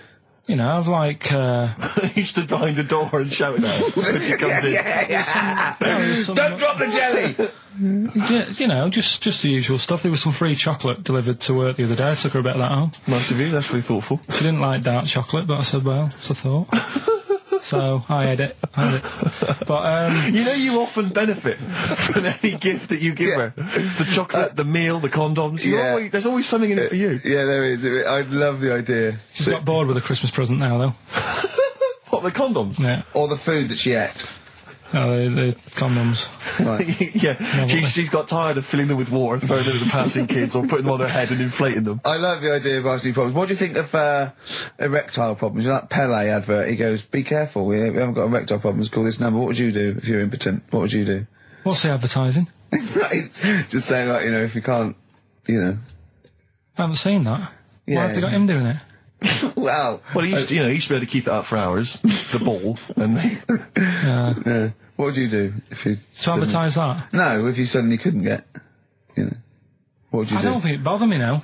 I know you're 30. What's that? You're talking like you're an 80-year-old. Now you're backtracking, because now... just do saying, they listen? Yeah. Do they listen to the show? They might do. So you know they listen to the show. So once again, you've got an anecdote where the people who you've admitted to not liking to see their baby or care about them are listening to the show. No. Maybe I don't know. Maybe the builder's listening once again. They're nice people. I like them. Just sneeze in the chilli pot. When the kid's older, I'll go and see them. Just, you know what I mean? When it's got its own little character. As a baby, it could be any baby. You know what I mean? It's got nothing to offer me. I know what you mean. It could be a toy baby. But you know what I mean? It could be a bag of sugar. No, I know what you mean, yeah. When it can start talking and, you know. And play around with it. Yeah. It's got good toys and stuff. It's well worth going, but at the moment... Yeah, nothing. I'll see it when it's about 6. He goes, oh, you want to know what? Yeah, brilliant. Put it to bed. Let's have a game of Scrabble. Yeah. Do you know what I mean? Yeah. Karl's got a theory that Chinese people don't age well. This man was a Chinaman, right? And he was 120 or something. Yeah. Did you see a picture of him? Yeah, he's still alive. No, he's not. No, He's he's not. He died at 120. So he said 120 or something, but makes you wonder. What makes you wonder? Well, because they don't age well. I think he's using that. What? He's probably about 37. Oh God! Honestly, we walk down the street, right, and we see an elderly Chinese person, right, and Karl would go, "Oh, I just think he is." Yeah. Like it's not.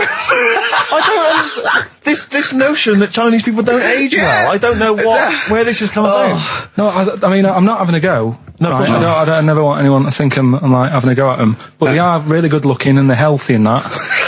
Till they're about. I've never seen one, right? Can you?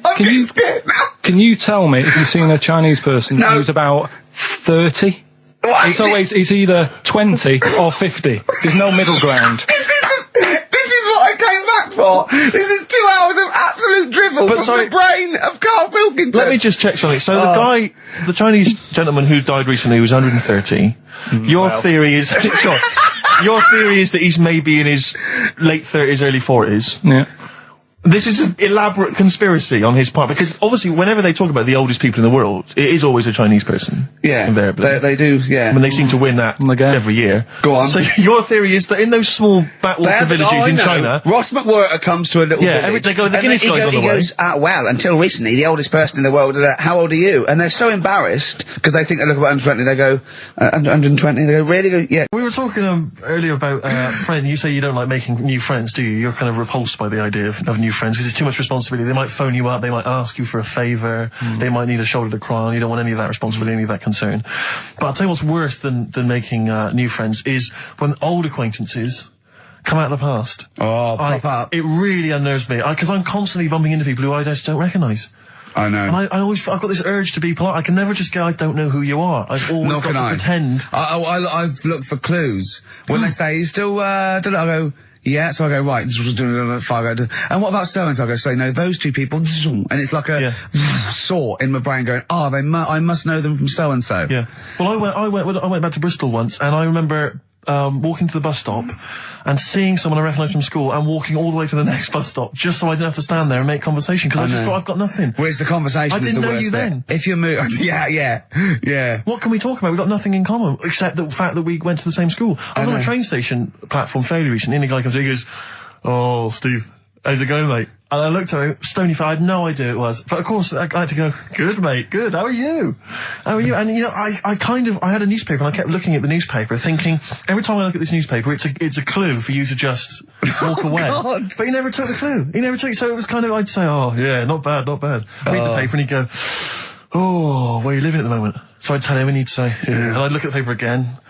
"Oh, do you still know, But that's the way, when you know they are, it's just as bad, because they go, "Oh, we should have a drink sometime," and you want to go, "I'll be honest, look, if I'd wanted to get in touch with you, I had loads of opportunities." Exactly. I've had every day, from now right back to the last 15 years, I could have made contact. I didn't. Exactly. It's easy. Take that as a clue. Yeah, I mean, yeah. If you are listening to this and you perhaps know me from school or university, you're thinking of getting in touch, do not bother. Ditto. I do not need your friends. I've got enough friends. Better ones. Better friends. I've got a number of better friends that I prefer. The reason I have not kept in touch is because I don't really like you. You've moved onwards and upwards. Moved on. I know people now, the likes of which have won major awards on television. Gervais, to name but one. He's happy. See, he's sat right here next to me now. That's all the friendship a man needs. If you have won 4 BAFTAs, then give me a bell. If you have not, kindly stay in your little underneath your particular rock, because we're not interested. We have kept you out of our lives for a reason. I did not accidentally lose your number. When I promised to send you a letter, it did not get lost in the post. Nothing gets lost in the post. Oh, yeah, exactly. Carl, what do you think of that? It's alright. That's like, but I'm honest with them though, when I see them, do you know what I mean? I just say, "I don't know who you are, can't remember you." Not bothered. I'm not bothered. So this is, we should explain what this is if you just tuned in. It's one of those stupid lateral thinking problems that Karl himself has created. Yeah, that was his homework. Right, this one. It's a fella. He has a normal day doing stuff. Nothing wrong with him. Right. And it's the twist in the tale. It's just like Tales of the Unexpected. Just a normal day, nothing wrong with him. Hold on, though, he's got the legs of a fish. Go on. So that's why he's been hiding his legs. So Go on. He does his the legs of a fish. Sorry, can't carry on. He has his working day and that, and then he gets a bit tired. Goes to bed. He puts the light on, leaves it on, goes to bed. Oh, that's crazy. That's mental. I can't think what's happened. Anyway, here's Radiohead. Right, okay. What? The question is, why does he put the light on when he's going to bed? He's had a normal day. He's come home from work. Is that right? He's come home from work, or he's not been working? Yeah, he's just been out? No, he's been working and stuff, I think. You think? You've made it up, Karl. You can decide. So the question is, why has he put the light on when he's asleep? There's a reason that he's put the light on when he's asleep. Has he gone to sleep? No, Carl, don't shrug. You're meant to answer these questions. He put the light on before he went to bed. Yeah, and the question you're asking me is why? What's the scenario? And the light's on and that, but he's gone to sleep. Yeah. He started reading and then he fell asleep. No. Did he intentionally, for some reason, put the light on? Every night. It's mad. Sounds mad. That's Carl, doesn't it? Every night he does it. Yeah. He puts the light on. Carl, is the point of this, he puts the light on for a very good reason.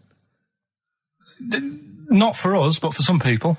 He's blind and it's always been on and he thinks he's turning it off, but it was on in the day and he thinks he's turning it off, but he's turning it on because he's blind. No, that'd be stupid. That works. No, that works great, Rick. Yeah. Thank you, Carl. So you've got to come up with... Hang on. If you're blind, why would you put a light on? No, he thinks it's off. Yeah. But why would he turn it on anyway? Just think so he doesn't get burgled, so people know he's in because he can't see him. So he just he puts the light on when he's there, then he turns the light off when he goes to bed, so people think it's fine. But he's got it out of kilter, and actually he's walking around in the dark all day. I don't believe that if you're blind you turn your light on. I don't think you'd be living on your own, would you? I'm not having that for a second. Do blind people live on their own? I'm not having that for a second. Well, some people do. Lonely blind people live on their own. No, if you got bad eyes. What, any of them women? Are there any blind women who are living on their own? Well, never mind your concern for the partially sighted or sight impaired people coming to London. Get on with this. Yeah. So there he is. Yeah. It's like, a bit tired. Yeah. Just put the light on and get to bed. Yeah. So he turns the light on and he goes to bed. Yeah. Oh. Should we play a track? He's not sleeping on the job. He's a lighthouse keeper. Well done. Is he a lighthouse keeper? That's not it, Carl. He's a lighthouse keeper. Right. Why wasn't the light on all the time? Because it's light in the day. You idiot. Play a record. What? Play a record. You're a buffoon. No, actually, the light isn't on in the day, is it? No, it's not. I think you're the buffoon. Yeah. Carl has won! Blur, Out of Time, on XFM 104.9, Ricky Gervais, with me, Steve Merchant, Karl Pilkington. Yeah. Steve's a bit quiet, he's got a bit of a sore throat. Oh, a bit of a sore throat. Murder. All week. It's been murder, Rick. We couldn't work all this week. I've been because off sick. Steve's been in Bristol. Carl, you're not impressed? It's just, I don't understand why having a sore throat sort of... Oh, he's done you. Right, what if the sore throat was so painful, it was like you've got broken glass and razor blades in your throat? You can hear now that I'm not even speaking from down in the throat, I'm speaking from the very top of it like that, so it sounds a bit weird. But you're right. What? Your hands are all right, aren't they? Yeah, but we talk when we're writing, don't we? I can barely talk. It was agony. I couldn't sleep because it was so painful. Even when I was just lying there, motionless, it was hurting. I just was surprised because we got back off holiday and called Ricky and said, all right, is Steve all right? And he said, he's had to go back home or something and he's stayed there because he's got a sore throat. Yeah. I didn't understand why you can't, just go home. I mean, how old are you? What? I don't understand why you've got to be at your mum and dad's when you're feeling I happened to be at my mum and dad's. Now I'm talking like you. When this sore throat really kicked in, so I thought I may as well stay and get a bit of the creature comforts of home. Do you know what I pictured though when he told me? See, my parents aren't like yours, Carl. Your father would have popped down to the phone box and maybe looked to see if there were any kind of throat lozenges. Strepsils. Yeah. Whereas my mum phones at the doctor first thing she can. I'm straight down there with my dad. They're snapping into action. They're trying to sort me out. It's a bit like that Ronnie Corbett thing, isn't it? Sorry. That sorry thing. You're right, Carl. Yes, you're absolutely right. He's just like that. Oh, No, dear. it's just because You just went on holiday with your parents. Well, not with mine. No, with right. Suzanne's, and it won't be happening again. So Well, that's sorted. we'll have Didn't more work about out that a for little you? bit later. Pain in the Luckily arse. we came in a few times, didn't we? We've been here since about 11:30, haven't we? Yeah, sorting Doing it. stuff out. Doing a show. What, have you been squeezing his head, or...? No, that's strictly between the hours of 1 and 3. We established that. Okay. And I've kept the rules, haven't I? I did practice the grip in the week, didn't I? Yeah, just to see what method he was going to use today. Yeah. I came in, I did my back on Tuesday. I was sparring and I pulled my back and I was in agony and I had to get an emergency chiropractor out and sort it out. And I was on painkillers and I couldn't walk the next day, but I still came in and did a voiceover that was booked at 4:30, didn't I? I got Johnny to walk me in because I couldn't sit down, so I couldn't take a cab, but I could be upright and I got him to walk me in because I was scared someone was going to bump into me. And I did the voiceover. That's dedication, isn't it? Yeah, but right, I got back off holiday on the Tuesday, right? First day back was going to be on the Wednesday, right? So I thought, well, I'll take it easy, because you do that, don't you, when you've been on holiday? The first day, you just want to sort of... I don't. I'm straight back into it. Well, but it's nice to. Do you know what I mean? Yeah. Just sort of look at your emails, go through all them, work out what people need and stuff. Sure. Dots around, yeah, sure. So I thought, I'll take it easy. As soon as I got in, I was told that Ricky had been booked in to do a voiceover. And I thought, can't handle that. Do you know what I mean? On the first day, him coming in annoying me, probably trying to get a week's worth of head squeezing in. So so I called him up and he said, I might not come in because I've got a bad back. I thought, well, that's all right, right? Then you just turned up, didn't you? He said, I managed to get in a cab. Yeah, Johnny walked me in, and that's what, yeah. And he did the stuff, which I haven't got it here at the moment, but I'll find it on the system and I'll play you what he did. That he's been paid to do as well. It's all right. Yeah, well, it's not all right. I had to pretend it was all right when I played it to all my bosses to try and look, let's play that a little bit later. But now, as we're all back together, Steve, would you say the boys are back in town? It's just that I found one about... What's the point? About a lad who 8 years old, but he's still breastfed. Now, I don't know if you can get anything out of that. Is that what his mum said? What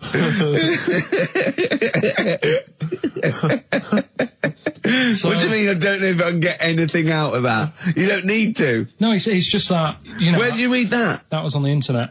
Oh, well, yeah. You're always unspecific when you mention it. It's just it was on the internet. Well, I'm trying to think what I put in. I think I put in Y to see if I'd confuse a computer.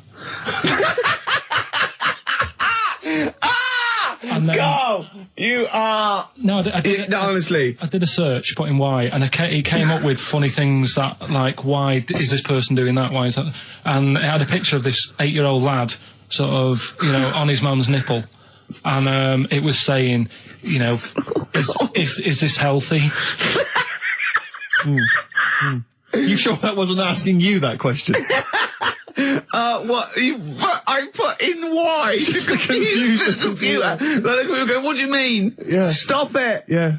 Oh, look, last week, I was walking, home with him, and I went, he was saying something stupid, and I went, I've got a competition for next week. Let's do a phone-in, and it's called Karl Pilkington, Genius or Fool. Yeah. Right? And he went, No. I went, why not? He went, well, it'd be confusing, because they say there's no difference between genius and being a fool. We do though, don't we? No, but it's rubbish, and people say there's a fine line between madness and genius, and, you know, it's a ridiculous soundbite. They don't say there's a fine line between a genius and an idiot. Well, the people who do are idiots. Yeah. So what would you do there, though, just to sort of wrap that little thing up? What would you do? That lad loves his mum's milk. What are you asking me to come up with? No, I'm just... A title for the story? No. It's just what would you do? Right. What do you mean, what would I do? Well, it's causing a bit of a problem in the area, right? What area? In America, I think it was. Oh, America are a problem, are they? George Bush is worried about this kid who's breastfeeding at 8. Imagine it like this, right? Right. No, so, Carl, what are you asking me? About this spurious story you saw on the internet? I saw it on the internet. There's an 8-year-old lad, he likes his mum's milk, and it's saying, is this right? Should it No, be it's going not. on? But what do you want Ricky to do about it? It's not his responsibility. Yeah. No, but the little town that he lives in, they're all causing an uproar, right? Going, this isn't right, you know, I can't let my kid play out in case he's in the garden with his mum getting a bit hungry, right? So, Oh, God. what should they do? Because his mum's saying, well, he likes it. Yeah. And he, you know, so what do you do? I don't know the laws. No, but I'm not asking you to sort out the laws. I'm just saying, if you lived in that neighbourhood, what would you say? If you went up to him and said, look, everyone's getting a bit fed up with this, look. I'd say, what would I do? What do you mean, what would I do? What are you asking me? Right, it doesn't matter. No, what are you asking me? What are you asking me and Steve and the public? I'm just saying, say if you live next door to this woman. Yeah. Right? The kid's hungry, 8 years old, he's out playing on his bike and he goes, Mum, I'm getting a bit peckish, and he goes, all right, son. She whops one out. And he starts having his milk, right? You live next door, you're putting your washing out, and you see this going on. You're getting a bit sick of it, because it's gone on for months. 8 years, I assume. Why is it your business? Why are you such a nosy neighbour that you're concerned? What would you do, Carl? Let's turn it back on him. Yeah. What would you do? What's your solution? What would you do? Well, I thought I'd say, right, why are you doing this? And she'd say, because he likes it. And I go, all right then, put it in a bowl first. There's a programme. We couldn't have said the cock soup if we'd made it up, but because it's real, it's fine. We also couldn't have said the cock soup if we'd have meant a male penis. Thankfully, we don't. So. We mean a little chicken. You go on. Yeah, this programme was on. It was Wednesday night, something. About this little lad. It was a fella and a woman At the same time. What was it mean? Like a cartoon with a secret identity. By night? What do you mean? He had both By day a sets? boy, by night a woman. He had it all. What do you... Sorry, wait. So he had male and female genitalia. Yeah. So what do you call someone that's born like that? Weird. Like, what's the term for it? Go on. You know it. We've talked about it before. Aphrodite. Really? So close. Hermaphrodite. Yeah, hermaphrodite. Yeah. That's weird, though, isn't it? Yeah. And he had the ball. Yeah. And he had the... Well, what happened was he was born, right? Obviously. And the doctor said, there you go. Lovely little boy and girl. So the mum was like, what? So he said... No, I don't think the doctor was sarcastic. Yeah, what? I don't think the doctor was sort of dissing them. Yeah. There you go. What do you mean, doctor? I'll have a look. There's the cock, there's the minge. All right, see you later. What are you going to call it? But doctor, what do you mean? Have a look. He wasn't sarcastic. He didn't give Doctor, clues. tell me what you mean. Give me a straight answer. He probably went, oh shit, she's got a cock. He didn't go... He wasn't sarky to the parents. No, Anyway. but I'm just getting across. Do you know what I mean? I always had a little bit just to... Yeah, I know spice you do. it Yeah. up, You should spice be it a up. newsreader. Be brilliant. So there's a little kid lying there. Yeah. And the mum says, you know, what am I going to do then? So the doctor, I mean, I'm condensing this. It was like an hour long. Sure. Yeah. Yeah. So he says, she said, what will I do? And the doctor said, well, he's not sort of well hung. Right. Oh, So he's not sort of well on. This doctor has been struck off since for saying these things. It was a real doctor. It wasn't Dr. Fox. Yeah. Right, go on. So the doctor said, so I recommend that we make it a woman. Right. So they sort of do a little bit of... Jiggery pokery. Yeah, a little bit of work. And I don't think that's true, Carl. No, it is. It was on the programme. But I think they can tell really what they were meant to be from their chromosomes, can't they? They can tell whether they're X, Y, Y, or Yeah, X. it's not very well hung. No, I Yeah. tell you what, because back then, when this was going on... no, right, I'm just thinking they might not have had the doctors then thought if you had a kid, right, and you thought, it's a bit ugly, maybe it'll have a better life if it was a fella. If it was a girl and it's a bit ugly and you think it's going to get hard time. Right, don't talk shite. What? What? That a doctor would go, right, you've had a young girl, I'll tell you what, she's a pig, let's pop a cock on her. Don't No, talk I'm not saying, shite. I'm not saying that. What I'm saying is, say if you have like I say, a girl, I just think it's harder if a girl's ugly and Yeah. she's growing up, she Yeah. has a harder time. Yeah. Don't you agree with that? Possibly, but you don't change someone when they don't... No, yeah. You don't change their gender No, because they're I'm a just bit of a saying minger. what I'm saying is the Elephant Man would have had a harder time if it was Elephant Woman. Is what I'm saying. 1 in 5 children aged between 11 and 16 go on booze binge sessions at least once a week. That's terrifying news, isn't it? Kids, they know too much now. Yeah. You Compared to you, yeah. Despair. I know, right? Yeah. Listen to this one, right? Go on. My dad had me niece in the car, right, running her to school one day. And she was in the back of the car with a mate. And they were chatting away about stuff like kids do. And they got onto the topic of one of the mates who they said, I mean, you've got to remember, my niece, this point, was probably about 5 or 6, something like that, right? In the back of the car, talking about My Little Pony, whatever it is they play with. Subject changed. That Lisa in our class, she's a lesbian, isn't she? Right. That was that's what they were talking about. Yeah. Chatting away about it. Just openly talking about lesbianism. And probably, this is the topic that they're talking about in the pub when they're having one. out drinking. Yeah, but they might have thought a lesbian was a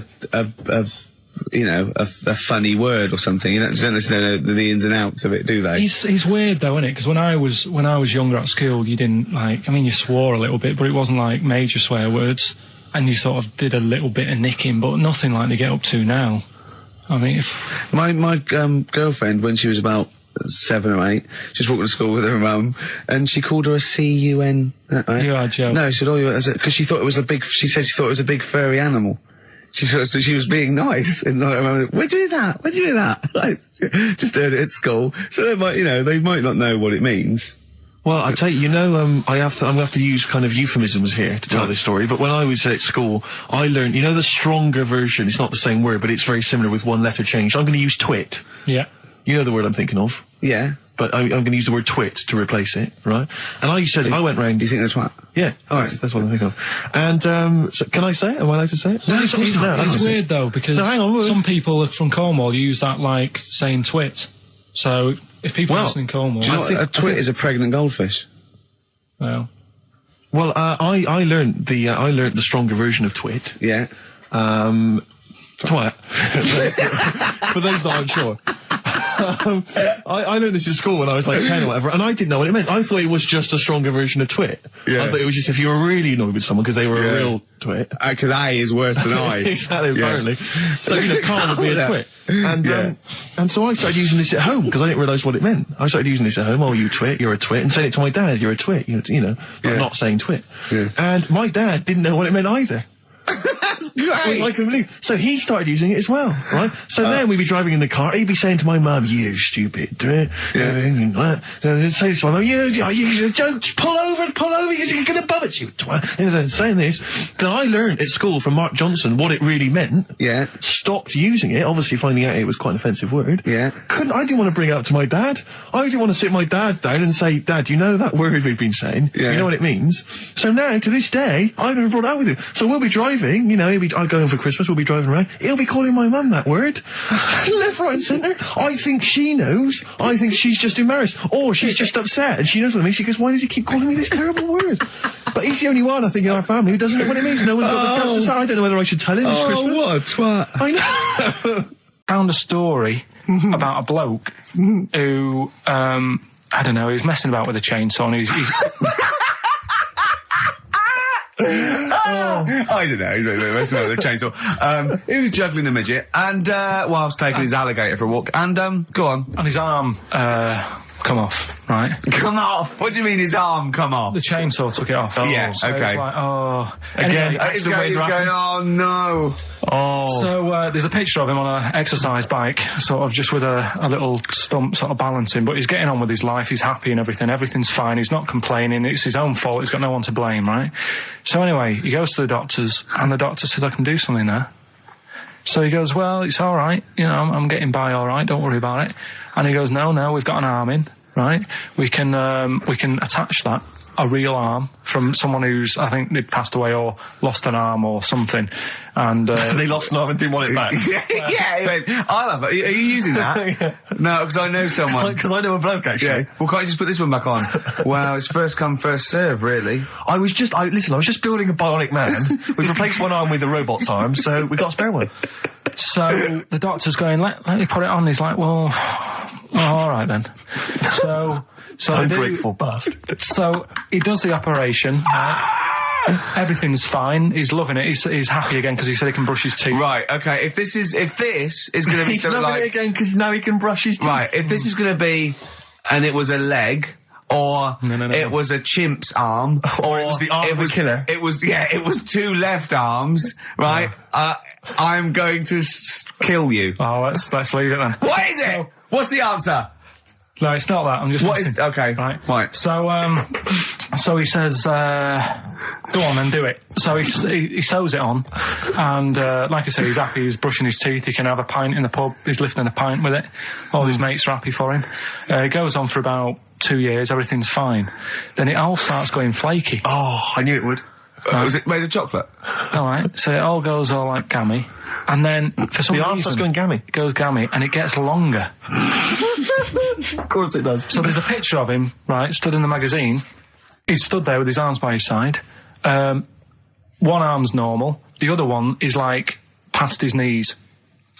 He can pull his socks up without bending over. So is this going to be they gave him the arm of an 8-year-old child who would have been the tallest man in the world? No, he just said, "Oh, what am I going to do?" And the doctor said, "Oh, there's not much we can do," and left it. Wait a minute, you can't leave it there. That's not a story. So, Carl, That's not you've got to tell us the explanation. What? Was it an incredible plastic arm? An incredible expanding arm? Did he fight crime later? No. Well, that's the end of the story. You've got no scientific explanation as to why... That's why I didn't pick it. But you just told it to us anyway. Yeah, but I'm just saying the sort of knowledge I come over when I'm looking for the good knowledge. Yeah? So Why did his arm grow? Why did this arm grow? He must have had an adult arm. They couldn't have given him an arm. I don't know. It's just what I'm... It's rubbish again, isn't it? Well, I think it's an interesting story, but you should have read... It's rubbish. You It should didn't have read to happen. the end. There was photos. Proof. Yeah. But you should have read to the end of the article, Carl. No, I did. And he said, he's not happy and he wishes he wouldn't have had it done and all that. And, Sure this wasn't entirely unexpected? No, seriously, he was saying, his teeth are nice and clean again because he could brush them and that. But his arm's getting in the way. Ruining his shirts and everything. Yeah. That walked upright like a lot of chimps can. Exactly, right? yeah. It lost its hair, so it was half human, because all humans are bald. Yeah. So that's the half human bit. It didn't have hair. I'm sorry, humans do have hair on their heads. Yes. The other thing was this desperation to go, could it be half chimp? No. It's a chimp that superficially looks less like a chimp than other chimps. So Lee Evans looks a bit like a chimp. Is he half chimp, half human? Yeah. No, he's a human who looks a bit like a chimp. That's libelous. Yeah. That's a bit insulting, Evans isn't could it? have you Should we there. just play some music? Yeah, now? I'm really sorry about that. I'll get back to you on that. Well, we can't get hold of Carl, right? We looked, it's got his old number out there. His home number? Yeah, it's a hold on. Right. So, we went to the new records. He hasn't even given him this new home number. So something's funny going on. He doesn't want to be contacted. He hasn't given me his home number. I've tracked down a friend who's looking it for us. That phone might ring any moment. I apologise for that. But why is Carl not available? It's interesting that neither you or I, and I like to think of ourselves as being fairly close friends of Carl. Yeah. We have made him the man he is today. We cannot get in touch with him. In We the cannot same way, contact in the him. same way that bloke bought Oliver. Sure. I think that Carl is now ours. Yeah, Yeah. exactly. Well, exactly. I think very much that's true, yeah. Yeah. Carl is very much like a humanzee. If in we many look, ways. we're going to lose contact with him and find him 5 years in a circus in Manchester. Exactly, they're doing experiments on him. Yeah. They're We going, can't figure him out. Yeah. Well, there's something wrong with He his looks like chromosome. a human, but... He acts like because usually humans stand upright. Yeah. And Carl likes to walk on all fours whenever he can. Yeah. He's not interested in other human women, he's only interested in apes. Yeah. It doesn't make sense. Oh, my God. And he's bald. He is bald. Oh, look, there's as much evidence And- for Carl being a humanzee as Oliver. Yeah. I think there's more. And, Well, Carl barely walks upright. I know. Scared of fire. Yeah, I know. It is interesting, isn't it? Oliver was built, wasn't he? Yeah. I don't know. It was Why were you looking, Rick? I'm interested that I couldn't. What your eyes were kind of uncontrollably drawn Steve, they were towards just his. there. No, I didn't say anything. I was just looking at his face. No, Sorry, Rick, but if there's something you want to get off your chest. yeah, and that was the human part of it then, was it? Being built like that? Because Yeah. that's humans, but... Yeah. Although Carl's is very tiny and hidden behind. And I've noticed something else as well. He's got a big red arse, That's true. hasn't he? Yeah. It's all beginning to slot into place. And I've seen him climb up a cabinet and eat a banana as well. Just over lunchtime. And peel it with his toes. It's all coming together. Yeah. Right, we're going to track him down because he's malingering. He's definitely malingering. Yeah. I'll tell you what, he's at home now in the garden swinging on his tyre. He's not ill. I think more truthfully, someone said to me that I said Carl might be ill. They said, right, are you not going to do the radio show then? Well, that's what annoys me. I mean, that's the biggest problem is that, Yeah. let's be honest, we haven't got anything without All Carl. we've got is the hook. People are staying listening because eventually they think we might get through to him at home. Yeah. And there'll be fun on this show to be had. If we don't get in touch with Carl, I think we may as well just shoot off and leave Claire to do the show. I've on her got some own. great music. Is that not Well, it's a small. You could leave the music with conversation. me. I could just play There's not it. many That reasons is true, for isn't it? us to be here. Okay, well, play some great music now, play Steve. a great tune. Okay, wedding present, Steve. Yeah, I'll explain what it is afterwards. Just play it. It's a joy. There's a monkey theme. There is a monkey There is a monkey connection. Call in if you know the answer. The classic there from Oasis, Supersonic on XFM 104.9. Ricky Gervais, Steve Merchant, Claire Sturgis standing in for Karl. But where is Karl? Where is Karl? So we've failed to get in touch with him at home. Well, look, he doesn't want to be contacted. He's turned up every phone off. He hasn't given the XFM his new home phone number. He doesn't want to be contacted. I can't believe he's not listening, to be honest. So you think he's listening now? Yeah, he listened in Manchester. If he's not listening, he's out and about. I mean, has anyone spotted Karl? What's your message to him, Rick, if he's listening? Call up. Anything else more sort of... Call up or you're fired. Okay. Any bad language you want to use? Obviously, you can't really swear. I can't really say it. What sort of words? I mean, the F word, would you say? I'd say the F word. I'd call him a twat. Would you use the P word? I'm thinking of prick. Prick, yeah. Definitely use that. Not on air, but Sure. I'd call him a What about stupid tits? little prick. Would you just say you're a tit? Yeah. Okay. Yeah. Okay. Little, All right. Little, you stupid little bag of tits, I'd say to him. I mean, privately. What about the MF word? Because that's pretty intense. That's pretty hardcore. Do you think that this is not appropriate now? Do you think that would be too extreme? I'm worried if I use that and he was genuinely ill, Sure. I'd feel a bit of a C word. Cock. Sure. Yeah. Oh, cock. Yeah. Because I wasn't thinking of that. C word. I mean a male bird. Sure, because we've got into trouble with that before. Meaning penis, and we don't mean that. Yeah, we definitely don't mean penis. But if anyone out there, sorry about that. There was a discussion about bad language. We weren't actually using it. But if any of you out there do see the little twat, get him to call XFM immediately. Yeah, and likewise, if you're listening, Karl, you cheeky MF, well, you sexy MF, as Prince once said, then give us a ring, because we'd love to talk to you. We just want to find out how you are. Just call in, and we know you're listening. Little Amy Man, Red Vines. Brilliant. Lovely track. On XFM 104.9, Ricky Gervais, Steve Merchant, Claire Sturgis, in for Karl Pilkington, little... He hasn't called. He may be really ill. I'm feeling a bit guilty. How ill is he, though? I mean, do you know what I mean? How ill have you got to be to not be able to make a phone call? Honestly, Juan on XFM 104.9. Right, I just called Karl again. I've been calling him all the time, trying to get through to him, right? He's changed his message, so he is listening, and I've got proof. So can you just call the number, Claire? Yeah. Right, call this number. Now listen to this. This is really annoying. We should tell you now that this is not an amusing sketch or setup. No. What's happening there, Claire? Not quite happening for you? No, it's all right. We'll try that again. Try that again, Claire. Yeah. I'm livid now. I'm genuinely annoyed, because you'll see, when you hear the message, you'll realise why. Right. Okay, right. Let's try again. I don't know who he thinks he is now. I'm beginning to wonder if his minor celebrity is going to his head. All this nice write-up in Heat magazine. Yeah. It's changed him. Richard Anderson, incidentally, has emailed in. Go on. Dickers Anderson. It's not happening, is it, there? Is it? Why not? Because I'm a bit stupid. Why I can't work it out, can I? Can't figure it out. How would you call someone normally? Well, normally I just pick up the phone and dial it. Sure. No, I don't mean... I mean...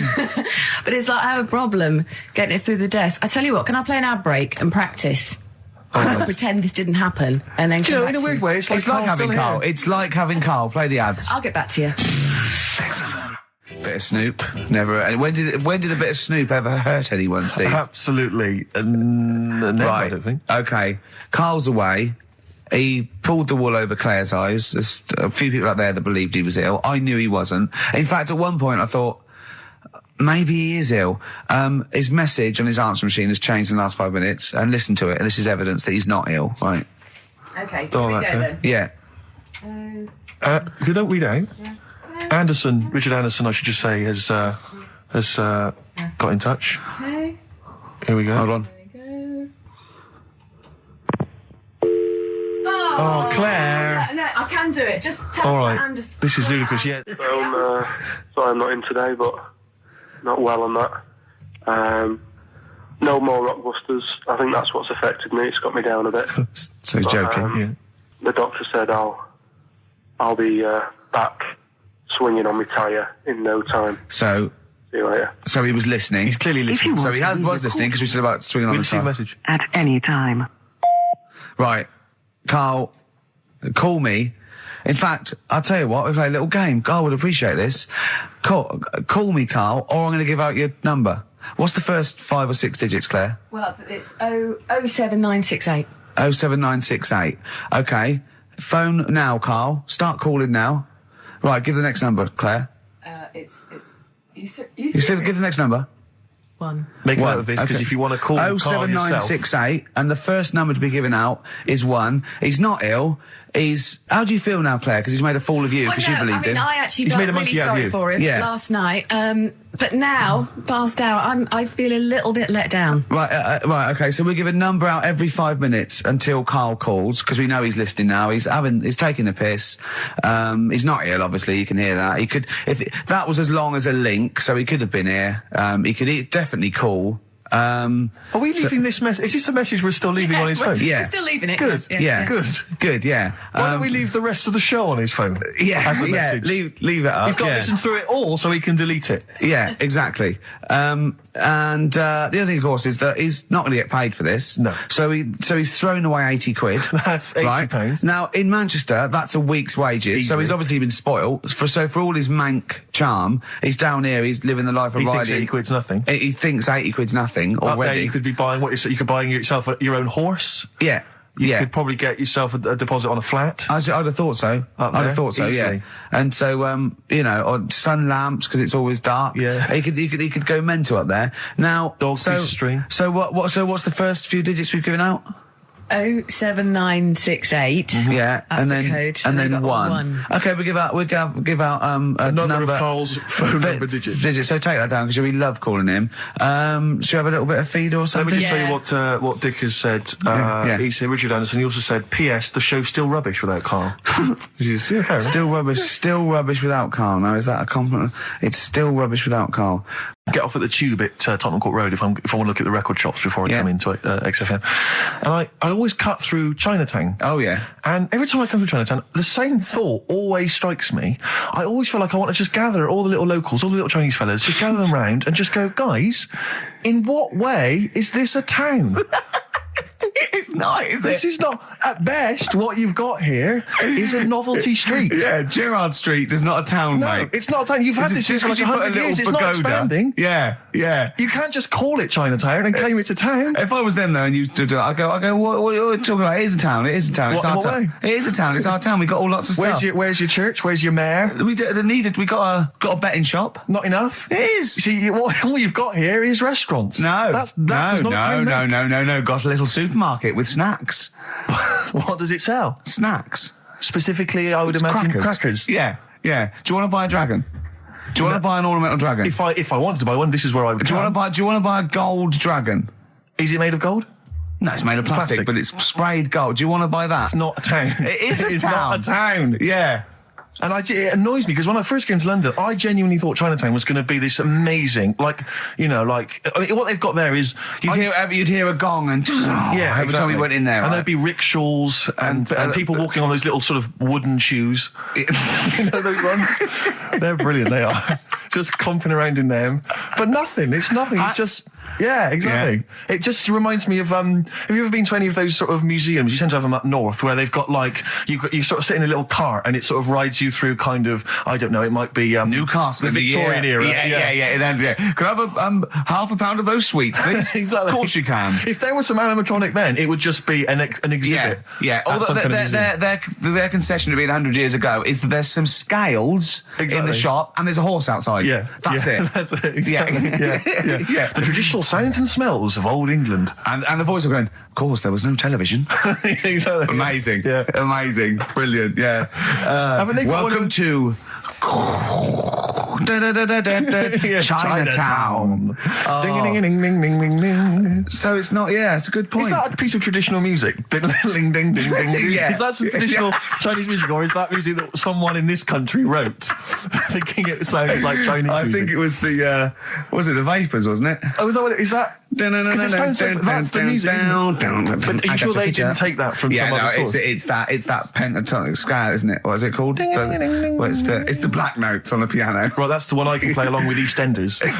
Yeah. Do you know what I don't get with it? Go on. Chinatown. Yeah, Chinatown, because I always walk through it on the way to work. A couple of things annoy me. First of all, I think it's bad business, just because if you've got a Chinese restaurant, put it somewhere where there isn't any others. It's a good point. Yeah, but it's also a community. They're not just a theme park for other people. I remember going out one night with Suzanne and some friends, and you got there and there's so much choice. It's that dilemma of, oh, forget it. Well, not really. Specifically, do you fancy Chinese? Well, no, but why do you go to the one with the dead ducks hanging in the window? That's my favourite. That's the other thing as well. It's like, normally you put your good stuff in the window. If that's what's in the window, yeah. Right? Yeah. And the other thing that annoys me, walking through it today, there's always lard on the floor. What, in the street? It is, honestly. I'm scared I'm going to slip over. It's because all the restaurants and that. But why is it? That's another point. Well, it's not oozing out of the restaurants. No, but why is it? I don't know what they do. Careful. Listen, no, but why is it? That's why they used to wear those little wooden shoes. Okay, we've got... No, but the thing is as well, they try and wash it with water, which doesn't work with lard, and it's like oil. Famously, yeah. You know what I mean? Even I know that. Yeah, you got to scrub it. So, you think sorted that out. Yeah. You think they'd know, wouldn't you? Yeah. Right. Anyway,